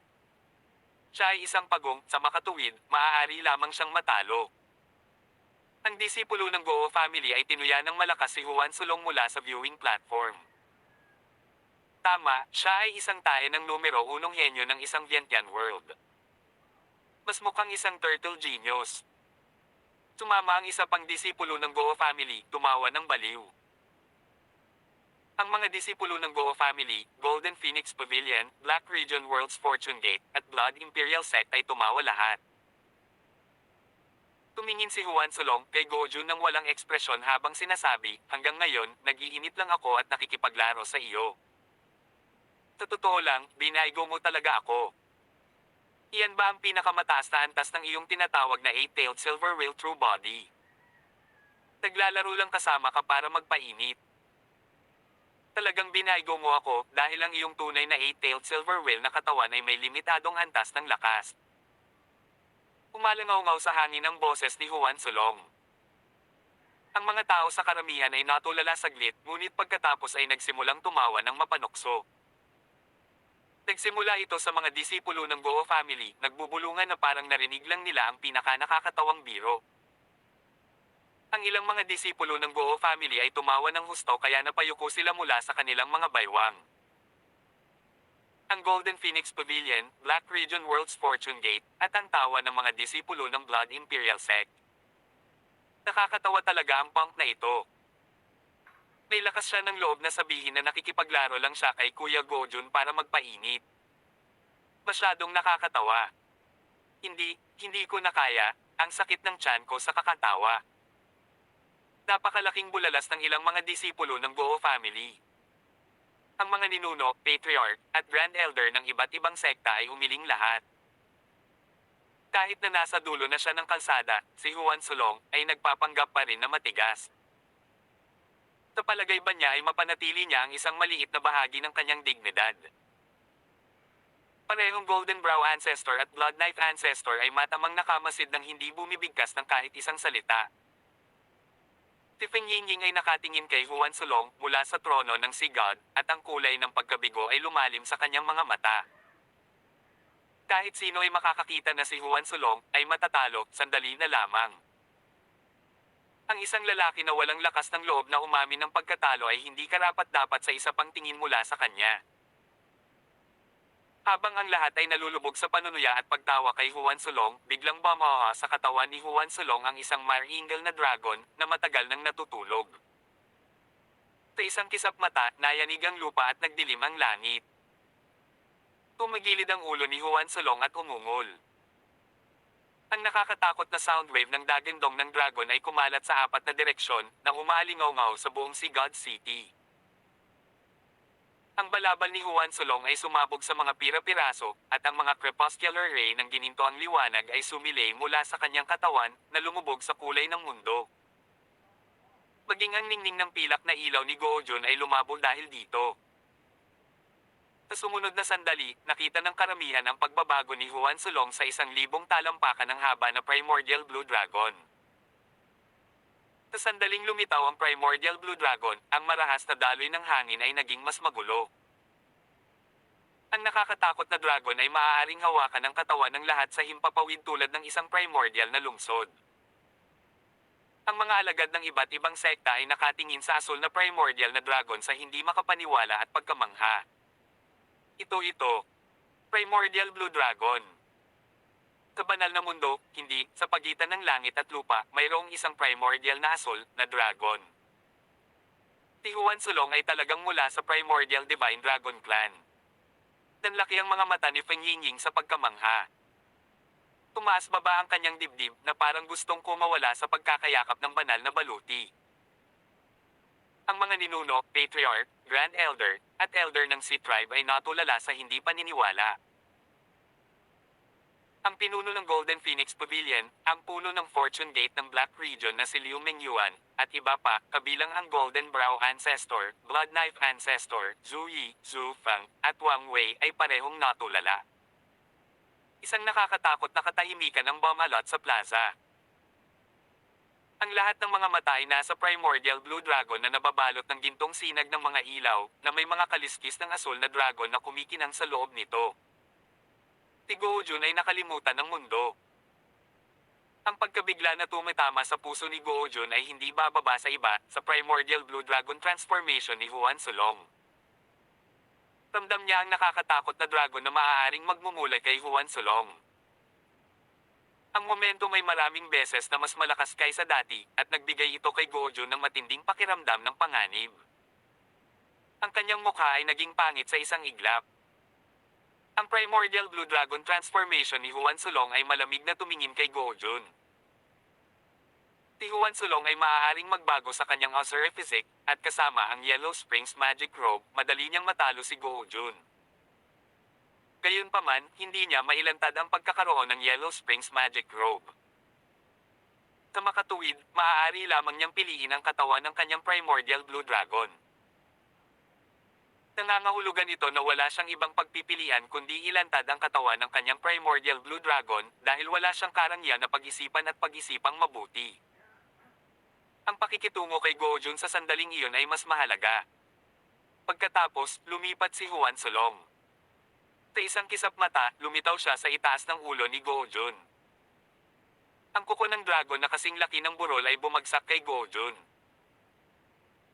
Bago bumaba ang Dragon Claw kay Gohujun, nakaramdam siya ng matinding pressure na parang binagsakan siya ng dalawang higanteng kaguluhan na bundok. Pakiramdam ko, ang pressure na ito ay madaling maputol ang kanyang eight-tailed silver whale true body, anumang oras. Napasigaw si Gohujun sa gulat tulad ng dumadagandong na sipol ng silver whale mula sa kailaliman ng dagat. Ang mga alon ng dagat sa paligid ng Sea God City ay tumaas sa hangin. Ang mga buto ng pilak na buto sa mga braso at binti ni Gohujun ay humaba, matalas, at mas makapal. Ang mga ilaw na pilak ay kumikinang. Mula sa malayo, si Gohujun ang epitome ng isang nakamamatay na silver whale. Roar! Ang kanyang mga paa ay humakbang sa entablado, tinutulak siya pataas. Isang globo ng liwanag ang pumulupot sa kanyang mga kamao nang makasalubong niya ang ulo ng Dragon Claw ni Juan Sulong. Ang mga buto ng pilak na buto mula sa kanyang mga buko ay nakatutok sa gitna ng kuko ng dragon. Bang! Isang putok ang kumulog sa hangin. Nagkaroon ng pagsabog ng pilak na liwanag kasama ng mga sumasabog na gininto ang sinag, habang ang kamao ni Gohujun at ang kuko ng dragon ni Juan Sulong ay nagbanggaan upang bumuo ng isang mata ng bagyo. Tumabog ang hangin at umikot sa marahas na unos. Nakita ng karamihan ang figure ni Gohujun na nag-freeze saglit bago bumagsak patungo sa entablado na parang meteorite. Hinabol ng Dragon Claw ni Juan Sulong si Gohujun at hinampes na mas malalim si Gohujun sa entablado. Malakas na yumanig ang entablado nang may mga bitek sa ibabaw nito. Nawala ang figure ni Gohujun sa paningin habang ang Dragon Claw ni Juan Sulong ay tuluyang nabangga sa kanya sa entablado. Gayunpaman, nakikita ng mga tao ang pilak na dugong bumulwak mula sa isang hukay sa entablado. Gohujun Jr. Ang ancestor ng Goho family na si Golda at ang patriarch ng Goho family na si Gohoshi ay sabay na tumalon patungo sa battle stage. Ang kanilang mga palad ay tumama sa entablado at isang napakalakas na kapangyarihan ang nawala. Para sabay na iligtas si Gohujun at salakayin si Juan Sulong. Pareho silang mga high-level na Ancestor God Realm Masters, may isip ng isa ang nakakatakot na intensity ng kanilang mga kapangyarihan. Kahit na ang isang maliit na hibla ay lampasan si Juan Sulong, ito ay sapat na upang patayin siya. Habang ang kanilang nakakatakot na kapangyarihan ay malapit ng tumama kay Juan Solong, bigla na lamang, isang malamig na harump ang tumunog. Isang figure ang lumitaw sa sirang entablado, at sinuntok ng kanyang mga kamao. Dalawang gininto ang araw ang sumabog sa unahan, na nagbubulag sa paningin ng lahat. Gayunpaman, malabo na nakikita ng mga ancestors at patriarchs ang ancestor Gooda ng pamilya Goo, at si Patriarch Gooshi na tinamaan ng dalawang gintong araw. Ang kanilang mga katawan ay bumaril sa likod ng ilang dangli. Naglaho ang mga gintong ilaw, at bumalik ang katahimikan sa mundo. Ang mga tao ay tumingin ng may pagtataka sa mga figure ni Gooda at Gooshi na ilang dangli ang layo. Pagkatapos, nalipat ang atensyon nila sa Golden Brow ancestor na nagtakwil sa kanila. Isang ideya ang pumasok sa isip ng lahat. Ang mga ninuno at patriarch ng ibang sea tribe ay tumalon mula sa kanilang mga upuan, lahat ng kanilang momentum ay nakalok sa Golden Brow ancestor. Tawag. I-prick. I-click. I-subscribe kwentong nobela. Hindi magagapi. Tagalog Translator, Andy Dors, Kabanata 1318. Hindi mahalaga. Sa isang segundo, ang buong tribo ng dagat ay naging paghalit at napuno ng matinding tensyon ang hangin. Ang patriarch ng Feng family na si Feng Kaiyon, na siya ring pinuno ng mga seremonya ng God of the Sea Grand Ceremony, ay malamig na tumingin kay Golden Brow ancestor. Naging malamig ang boses niya habang sinasabi, Golden Brow, nakikialam ka sa kompetisyon sa labanan ng God of the Sea Grand Ceremony ng ating Sea Tribe. Dahil ba sa tingin mo ay mas mataas ang iyong lakas, at sa makatuwid ay maaari mong baliwalain ang mga patakaran ng ating Sea Tribe? Humisi si Juan Solong, talagang nakakagulat na ang patriarch ng pamilyang Feng na si Feng Kaiyon ay tumalikod upang kagatin sila, at inakusahan silang nakikialam sa God of the Sea Grand Ceremony. Ang kawalang hiyaan ng Sea Tribe ay tunay na nakamulat. Tumingin si Juan Solong sa karamihan. Walang sino man ang nagsalita para sa kanila. Ang mga puwersa ng tao tulad ng Wango Clan at Dark Elf Tribe ay tahimik na nakaupo nang hindi gumagalaw. Ang Golden Brow ancestor ay tumingin ng masama kay Feng Kaiyon, at sinabing, Junior Kaiyon, ang iyong mukha ay malamang na nakaharko sa ibabaw ng baboy ramo, habang nakikita ko, lalo akong naiinis. Ang mga patakaran ay ginawa ng Sea Tribe, ngunit ang iyong Sea Tribe ay lumabag sa mga alituntunin sa simula at nakialam sa kompetisyon sa labanan. Ano? Ang Sea Tribe lang ang pwedeng manalo. Hindi kayang mawala. Kung hindi mo kayang matalo, huwag kang lalabas para magpakatanga. Sa tingin mo talaga nagawa sa putik ang fortune gate ng Vientiane World ko, para hubugin ayon sa gusto mo. Isang malamig na gininto ang liwanag ang kumislap sa mga mata ni Golden Brow ancestor habang siya ay nagpatuloy, maniwala ka man o hindi, sisirain ko ang iyong Sea God City ngayon din. Basagin ang Sea God City. Pumalakpak sa hangin ang supremacy ng Golden Brow ancestor. Sa isang maikling segundo, lumitaw ang Blood Knife ancestor sa gilid ng Golden Brow ancestor. Ang kanyang masamang tingin ay tumama sa mga ninuno at patriarch ng tribo sa dagat, at nagtanong siya ng may pananaig, gusto ninyong lahat na isa-isa o magkasama? Ang kanyang tinanong ay parang langis sa apoy, dahil agad nitong ikinagalit ang mga ninuno at patriarch ng tribo sa dagat. Enough! Utos ni Feng Yingying mula sa trono ng kanyang sea god. Siya ay tahimik sa buong oras. Pagkatapos ay inihayag niya, ang fortune gate ng Vientiane World ay nanalo sa labanang ito. Umatras ang lahat, ngayon din. Ang bloodline ng Sea God ni Feng Yingying ay naglabas ng pressure na umabot sa 4 na sulok ng square. Oo, Panginoong Diyos ng dagat. Magalang na kinilala ng mga ninuno at patriarch ng tribo sa dagat ang kanyang utos. Tinapunan nila ng masama ang tingin kay Golden Brow ancestor at Blood Knife ancestor bago bumalik sa kanilang mga upuan.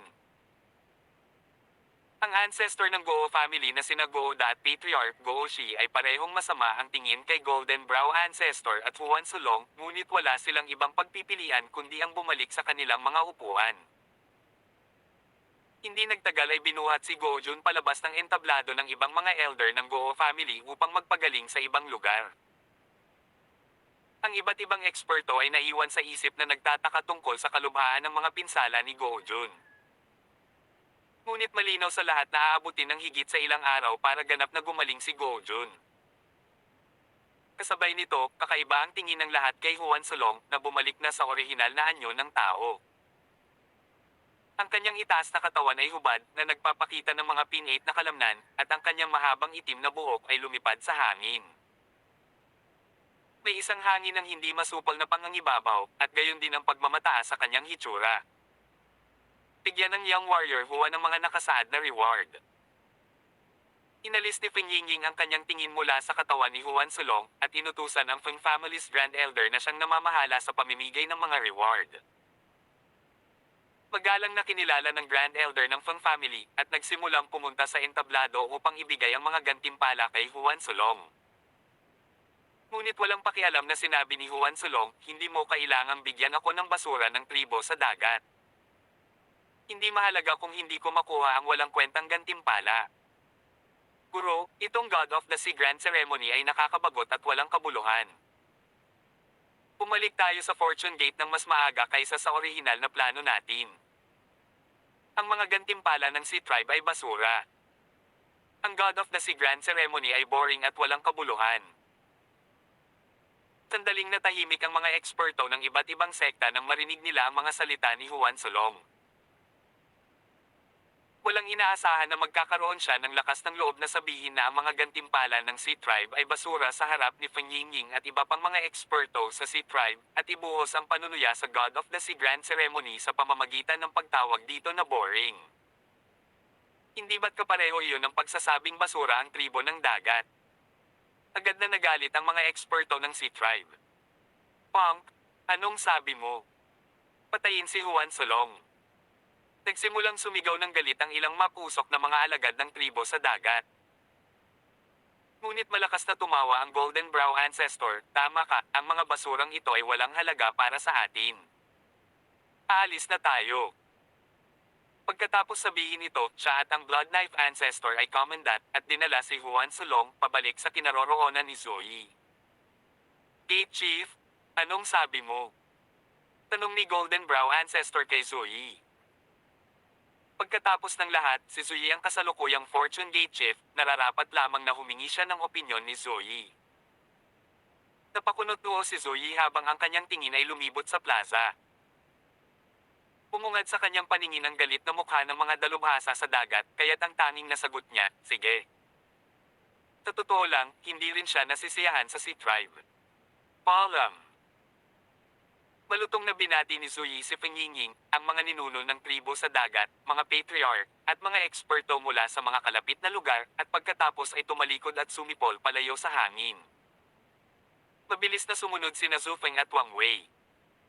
Sa buong episode na ito, ang maliit na baka na natutulog sa sahig.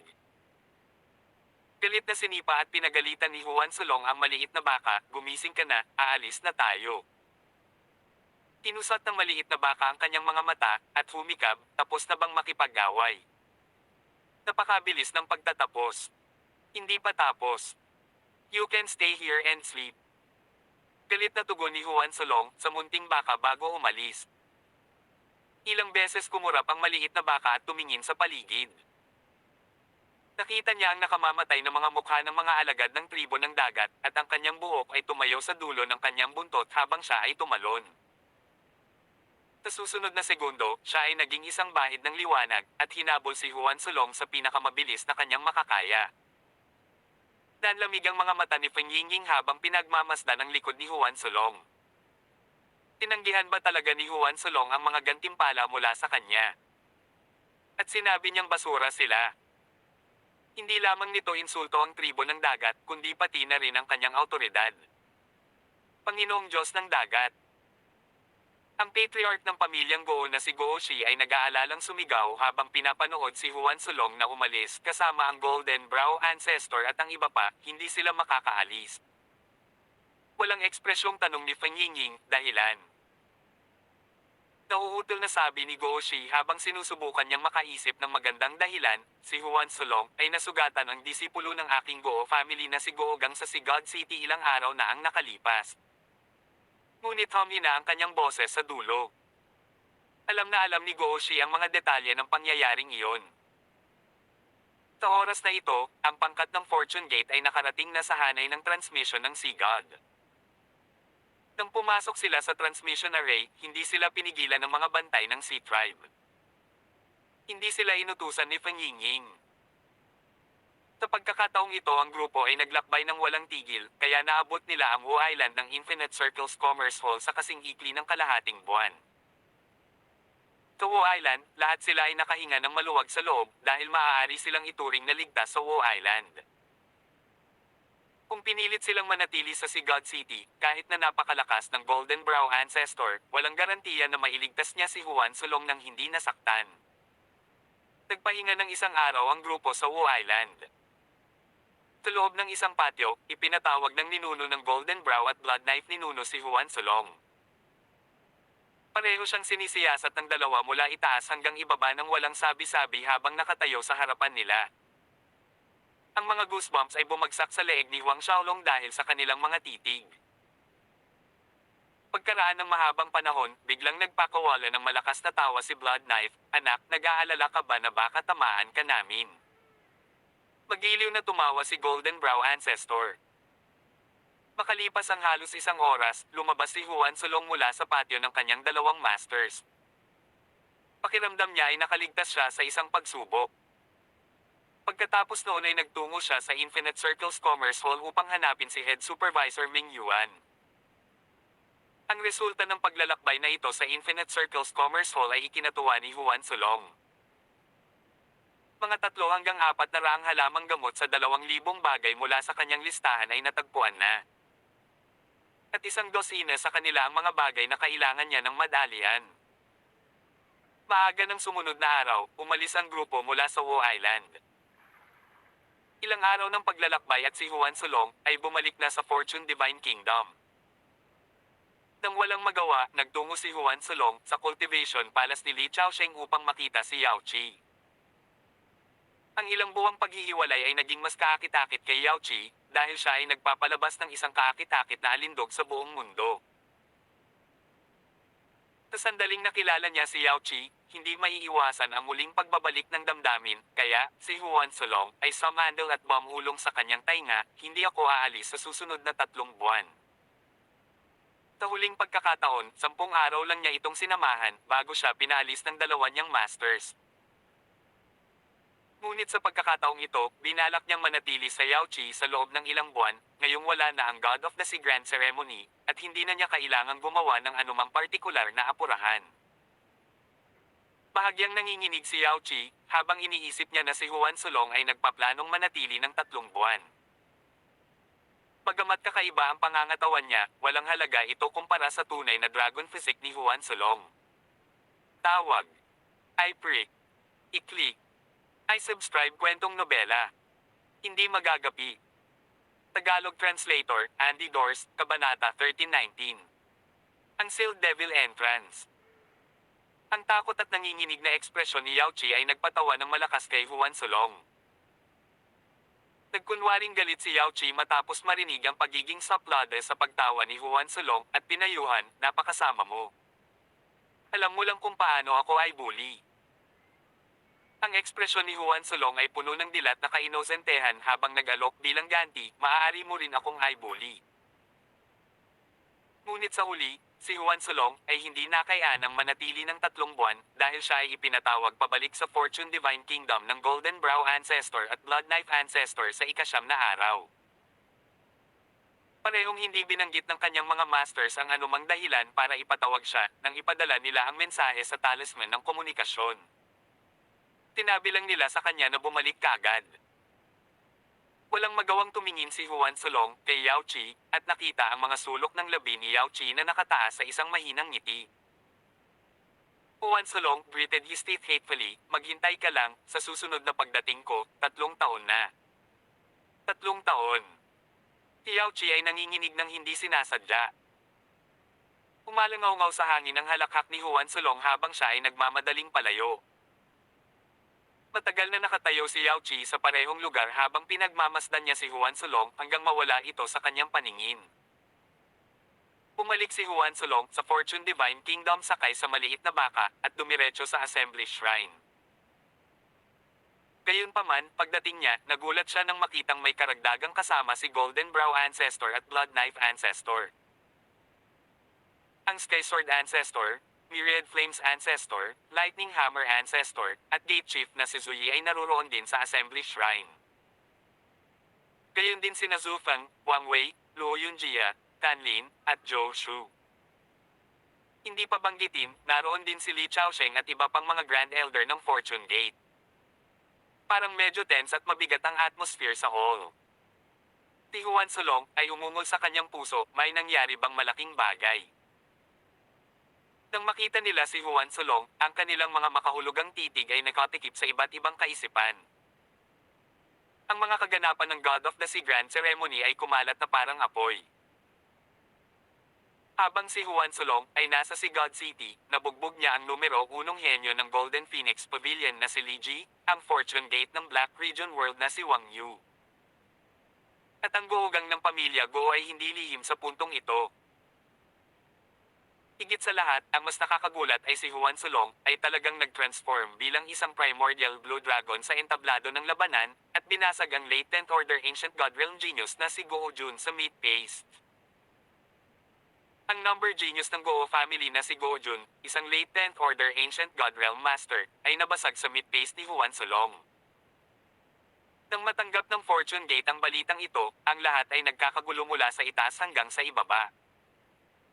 Marami sa malalaking pamilya ng Fortune Mainland at mga first-rank force ang namangha. Nang makita ni Luo Yunjia ang pagpasok ni Huan Sulong, bumakas sa kanyang mukha ang pananibik at pagmamalaki. Pinigyan pa niya si Huan Sulong ng isang tingin na nagsasabing ang galing mo, ang galing mo. Taliwas kina Luo Yunjia, Tan Lin, at Zhou Shu ay nakaramdam ng matinding takot sa kanilang mga paa. Ang kasalukuyang lakas ni Huan Sulong ay madaling maipit sila hanggang mamatay kung gusto niyang gawin ito. Sa kabila ng kanilang masigasig na pagsisikap sa paglilinang, wala sa kanila ang nakalusot sa 4th Order Ancient God Realm. Pagbati pinuno ng pintuang daan, mga guro, at mga ninuno. Naglakad si Huan Sulong patungo sa kabilang dulo ng bulwagan at huminto ng ilang metro ang layo upang bumati. Tumango si Zuyi na may bahagyang ngiti sa kanyang mukha pagkatapos ay sinabi, hindi na kailangang tumayo sa seremonya. Sulong, maupo ka na. Tinuro niya ang isang bakanting upuan sa gilid.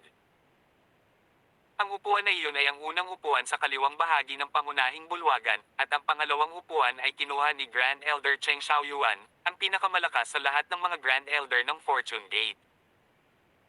Nakaupo sa tapat ng Huan Sulong, sa unang lugar sa kanang bahagi ay si Wang Wei. Sa pangalawang upuan sa tabi ni Wang Wei ay si Zhu Feng. Natigilan si Huan Sulong, ito. Habang nag-aalangan si Huan Sulong, ninuno ng Golden Brow, ninuno ng Blood Knife, ninuno ng Sky Sword, ninuno ng Myriad Flames, at ninuno ng Lightning Hammer si Huan Sulong. Ngumiti si Golden Brow Ancestor at sinabing, maupo ka, ayos lang. Noon lamang umamin si Huan Sulong at umupo. Medyo pangit ang ekspresyon ni Zhu Feng habang nakatitig kay Huan Sulong na nakaupo sa unang upuan sa tapat niya. Ang mga posisyon sa pag-upo ay kumakatawan sa katayuan, at si Huan Sulong ay inilagay sa unang upuan sa kaliwang hanay. Hindi ba ang ibig sabihin noon ay mas mataas ang katayuan ni Huan Sulong sa Fortune Gate kaysa sa kanya sa hinaharap? Si Wang Wei ay kalmado gaya ng dati, walang nakakakita sa kanyang iniisip. Ngayon, tinipon ko ang lahat dito dahil may napakahalagang bagay na kailangan kong ipaalam sa inyong lahat. Pagkaupo ni Huan Sulong, nagsimula na ang gate chief na si Zoe. Napalingon ang lahat kay Huan Sulong at tumingin kay Zoe. Karaniwan, may higit sa 10,000 taon ang natitira hanggang sa lumuwag ang Sealed Devil Entrance sa kailaliman ng Extraterritorial Devil Battlefield, ngunit nakatanggap kami ng mensahe na ilang araw na nakalipas, may nangyari sa Sealed Devil Entrance. Maraming demonyo ang tumawid sa Extraterritorial Devil Battlefield. Tinabi ni Zoe. Umalangaw-ngaw sa pangunahing bulwagan ang hingal ng pagkabigla, kitang-kitang namangha ang mga Grand Elder sa bulwagan. Si Huan Sulong ay parehong nabigla dahil may problema sa selyadong pasukan na kumukonekta sa Devil World sa Extraterritorial Devil Battlefield dahil nangangahulugan lamang ito na ang mga demonyo ay nakapasok sa Divine World. Tumingin si Juan Solong, kina Zhu Feng, Wang Wei, Luo Yunjia, at iba pa. Nakikita niya ang pagkagulat sa mga mukha nila, kaya't halatang ngayon lang nila narinig ang bagay na ito. Samantalang ang Golden Brow Ancestor, Blood Knife Ancestor, Sky Sword Ancestor, at iba pang ancestors ay mukhang kalmado, na parang nalaman na nila ang tungkol sa bagay na ito. Gate Chief, alam mo ba kung ilang demonyo ang sumugod sa extraterritorial devil battlefield? Ang punong Grand Elder Chen Xiaoyun ay tumayo at nagtanong ng may paggalang. Humiling si Zuyi, seryoso ang kanyang ekspresyon, hindi ako malinaw sa bilang, ngunit tiyak na marami sa kanila. Malamang, ang bilang ng mga demonyo ay lumampas sa 10,000. Mula sa paglalarawan ng iba't ibang mga disipulo sa extraterritorial devil battlefield, karamihan sa mga demonyong ito ay mga master ng Ancestor God Realm. Maaaring mayroon ding mga demonyo sa itaas ng Ancestor God Realm. Mga demonyo sa ibabaw ng Ancestor God Realm. Nalanghap ng lahat ang malamig na hangin. Kung ang mga demonyong ito na may mas matataas na antas ay mauubos mula sa extraterritorial devil battlefield hanggang sa kalapit na mga ibabaw ng mundo, ang resulta ay magiging sakuna. Kahit na ang mga ninuno ng ilang super forces ay mauubos sa tiyan ng mga demonyong ito. Nalaman na ng mga super force ng nakapalibot na mundo ang tungkol sa bagay na ito, at ang ilan sa kanila ay nagpadala na ng mga kahilingan sa kanilang punong tanggapan na magpadala ng mga eksperto upang muling aisil ang pasukan ng devil. Gayunpaman, hanggang doon, magkakaroon ng walang katapusang mga agos ng mga demonyo na bumubuhos sa extraterritorial devil battlefield, at sa divine world. Si Zuyi ay time na nagpatuloy, sa makatuwid, ang mga disipulo ay ipinagbabawal na umalis sa Fortune Mainland, ito man ay para sa mga gawain o karanasan. Naging mabigat ang kapaligiran sa bulwagan. Si Juan Solong ay agad na nag-iisip ng isa pang bagay, at sumigaw, nasaan si Lilo? Tinala ng Black Ice Old Hag na iyon si Lilo sa extraterritorial devil battlefield. Noon lamang naalala ng ibang mga ninuno at Grand Elder si Lilo. Sumagot ang Myriad Flames Ancestor, ang pangalawang bagay na pag-uusapan natin ay tungkol kay Lilo.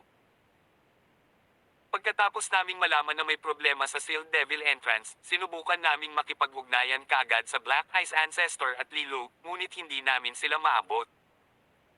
Mukhang nawala na tayo ng komunikasyon sa kanila. Napakunot ng malalim ang kanyang mga kilay sa pag-aalala.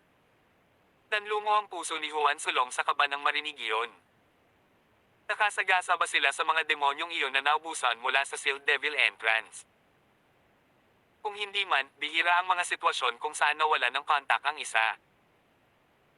Habang iniisip ito ni Juan Solong, mas malamang na totoo ang kanyang hula, kaya't mas nakaramdam siya ng pagkabalisa. Guro, kailangan kong pumunta sa extraterritorial devil battlefield. Si Juan Solong ay nagmamadaling tumayo. Matapos malaman na maaaring nasa panganib si Lilo, anuman ang mangyari, kailangan niyang maglakbay sa extraterritorial devil battlefield. Not to mention, binalak na niyang pumunta sa extraterritorial devil battlefield para hanapin ang Grand Mist Aura pagkatapos ng God of the Sea Grand Ceremony. Hindi pwede. Sabay-sabay na sigaw ni Golden Brow Ancestor at Blood Knife Ancestor. Tulong, pareho kaming nababalisa gaya ng alam mo na ang Black Ice Ancestor at Lilo ay maaaring nasa panganib, ngunit ang extraterritorial devil battlefield ay masyadong mapanganib ngayon. Hindi pa banggitin, ang iyong kasalukuyang lakas ay masyadong mababa, at kahit na kailangang may maghanap sa kanila, tayo iyon. Myriad Flames Ancestor persuaded. Guro, sa pagkakataong ito, kailangan ko nang umalis. May determinasyon na sabi ni Juan Solong. Tawag. I-prick. I-click. I-subscribe kwentong nobela. Hindi magagapi.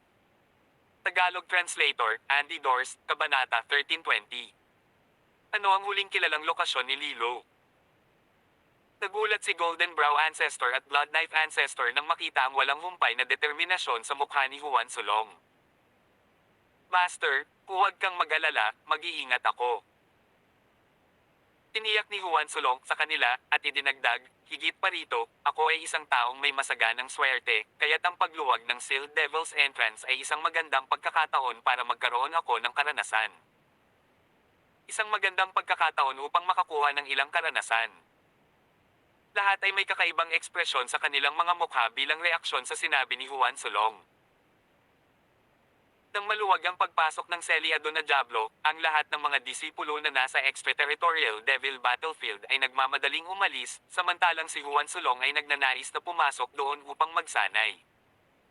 Gusto niyang manghuli ng mga demonyo.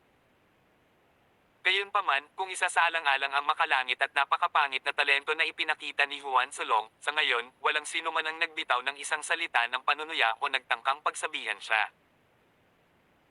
Gayunpaman, ang ilang mga Grand Elder ay sa loob-loob na nanginginig ang kanilang mga ulo, dahil iniisip nila na hindi alam ni Juan Solong ang kalawakan ng langit at lupa. Hindi ba niya narinig na sinabi ni Gate Chief Sui na maaaring may posibilidad na ang mga demonyo sa itaas ng Ancestor God Realm ay tumawid patungo sa Divine World?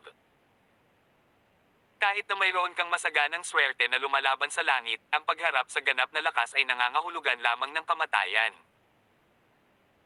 Batay sa kasalukuyang lakas ni Juan Solong, ang antas ng mga master na iyon ay maaaring gutihin si Juan Solong sa 1,000,000 piraso sa isang suntok lamang mula sa kanilang mga bibig.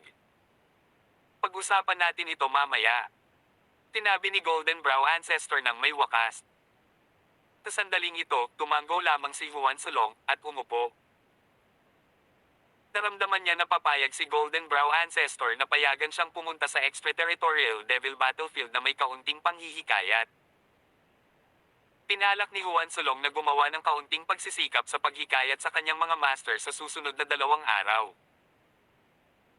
Ang Gate Chief na si Sui ay nagpahayag ng higit pang impormasyon na may kaugnayan sa pagluwag ng Sealed Devil's Entrance sa extraterritorial Devil Battlefield, at ang kasalukuyang sitwasyon bago ihiwalay ang lahat. Lahat sila ay bumalik upang paghigpitin ang mga alagad na nasa ilalim ng kanilang autoridad. Si Juan Solong ay bumalik sa kanyang Cosmos Palace mula sa Assembly Shrine. Naisipan niyang mag-cultivate, ngunit hindi mapakali ang kanyang puso dahil nag-aalala siya kay Lilo. Kaya naman, lumabas si Juan Solong, nakasakay sa maliit na baka, na mamasyal sa Fortune Divine Kingdom. Nang dumaan si Juan Solong sa Cultivation Palace ni Luo Yunjia, nagpasya siyang bisitahin siya. Sa tuwing magkikita silang dalawa, hindi maiwasang umiinom ng alak. Habang umiinom sila, sumama talaga ang mood ni Juan Solong, maging ang alak sa kanyang bibig ay malasang lasa. Hindi nagtagal ay umalis si Juan Solong sa lugar ni Luo Yunjia. Dahil alam niyang nag-aalala si Juan Solong kay Lilo, hindi hiniling ni Luo Yunjia na manatili si Juan Solong.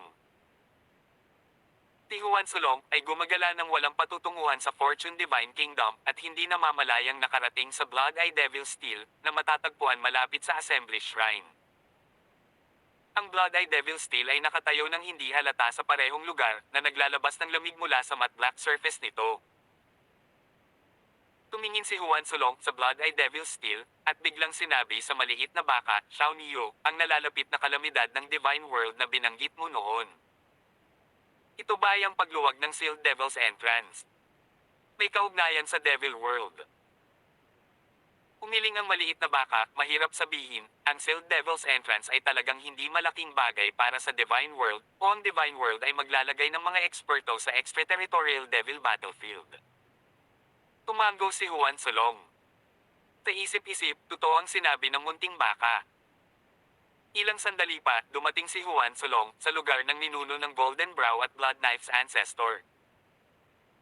Nakaupo at naglalaro ng chess ang dalawa sa bakuran, parang hinihintay si Juan Solong. Mukhang sigurado sila na dadalaw siya sa kanila. Nang makitang dumating na si Juan Solong, mahinang tumawa si Golden Brow Ancestor, "Nahulaan ko na darating ka. Umupo ka. Nandito ka dahil kay Lilo, tama ba?" Blood Knife Ancestor said sabay turo sa isang upuan. Napaupo si Juan Solong na medyo nahihiya. "Kung gusto mong pumunta sa extraterritorial Devil Battlefield, pagkatapos ay pumunta ka," sabi ni Golden Brow Ancestor habang nakaupo si Juan Solong. Natahimik sandali si Juan Solong, ngunit masigasig na nagtanong, "Mga guro, pinahihintulutan mo ba akong umalis?" Pabirong sinaway siya ng Blood Knife Ancestor, "Talaga bang mananatili ka rito ng masunurin, kahit na hindi ka namin pinayagan?" Napangiti si Juan Solong dahil medyo nahihiya siyang magbigay ng anumang paliwanag. Sa katunayan, kanina pa, nagpasya siyang tumakas sa extraterritorial Devil Battlefield kahit natatanggihan ni Golden Brow Ancestor at Blood Knife Ancestor ang kanyang kahilingang umalis. Kahit na ang extraterritorial Devil Battlefield ay mas mapanganib sa kasalukuyan, kinailangan niyang hanapin si Lilo upang matukoy na ligtas ito. Ngunit, kailangan mong maging maingat sa oras na ito. Golden Brow Ancestor exhorted. Pagkatapos ay naglabas siya ng isang ginintoang banal na baluti mula sa kanyang special na singsing habang siya ay nagpatuloy, pinanday ko itong Golden Divine Armor gamit ang maraming Chaos Metal Spar, isinuot ito at pinoprotektahan ang iyong sarili. Guro, ito. Si Juan Solong ay nabigla. Alam niyang ito ang Divine Armor ni Golden Brow Ancestor na lagi niyang suot. Isa ito sa pinakamahal na kayamanan ng Golden Brow Ancestor. Masasabing kalahati ng buhay ni Golden Brow Ancestor ay nasa armor na iyon. Gayunpaman, binigay sa kanya ni Golden Brow Ancestor ang kanyang Divine Armor. Lalaki ka, kaya huwag kang umarte na parang kapatid, at kunin mo. Pinagalitan ni Golden Brow Ancestor si Juan Solong habang nag-aalangan. Tinanggap ni Juan Solong ang ginintoang banal na balute gamit ang dalawang kamay, at same time na sinabi, "Salamat, Guro." Sa pagkakaroon ng Golden Divine Armor na ito, ang Yellow Springs Magic Robe, at ang kanyang True Dragon Physique, hindi na kailangang matakot si Juan Solong sa anumang pag-atake mula sa mga cultivator sa ibaba ng Ancestor God Realm. Dahil pinalis ka ng iyong Big Master dala ang Golden Divine Armor, hindi rin ako maaaring maging mana mo. Blood Knife Ancestor said habang inilalabas niya ang isang blood red na kutsilyo mula sa kanyang special ring. Sa pamamagitan ng hangin ng pagnanasa sa dugo at matinding lamig, masasabi ni Solong sa isang sulyap na ito ang dakilang kutsilyong pulang dugo. Isang space dragon ang inukit sa katawan ng kutsilyong pula. Ito ay napakabuhay na tila ito ay mabubuhay sa susunod na segundo. Ang Sky Dragon Blood Knife na ito ay sinamahan ako sa loob ng maraming taon, sana ay pahalagahan mo ito. Dugo kutsilyo, sabi ni Ancestor kay Juan Solong, hinaplos ng kanyang mga daliri ang kahabaan ng patalim, puno ng pag-aatubili. Si Juan Solong ay nabigla, blood knife ibinigay sa kanya ni Ancestor ang kanyang Sky Dragon Blood Knife.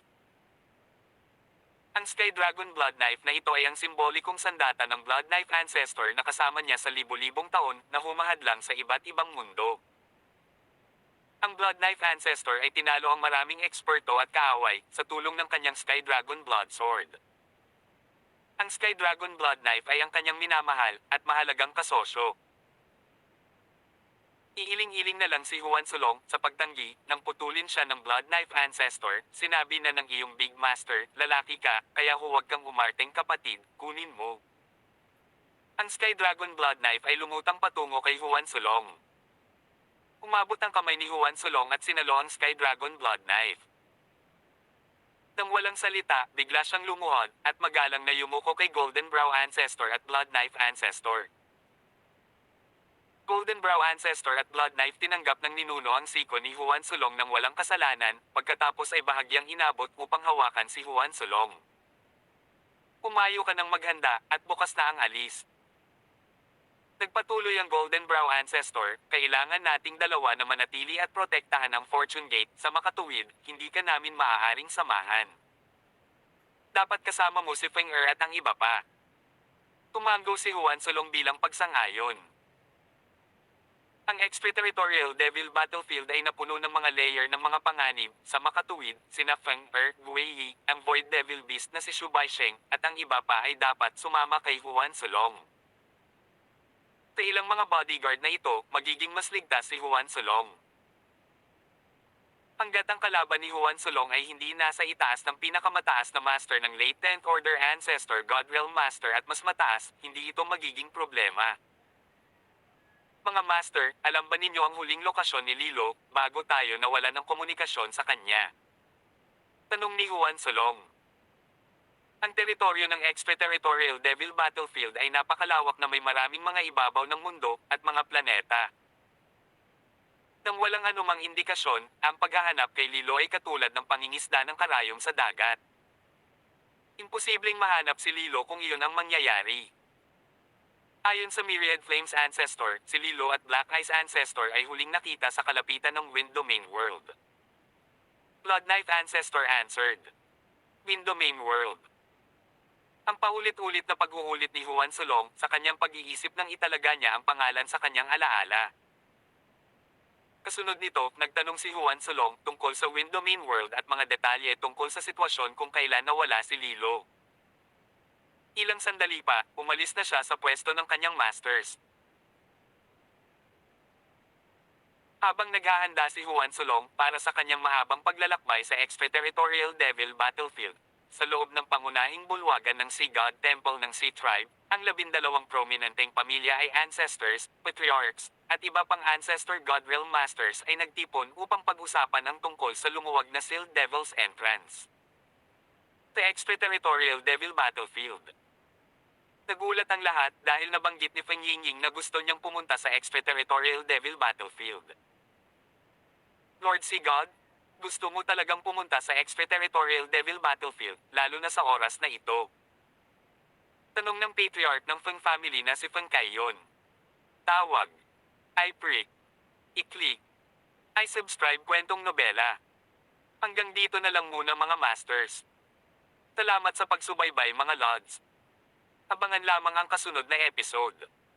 Nang hindi magagapi. Dito sa ating channel. Kwentong nobela.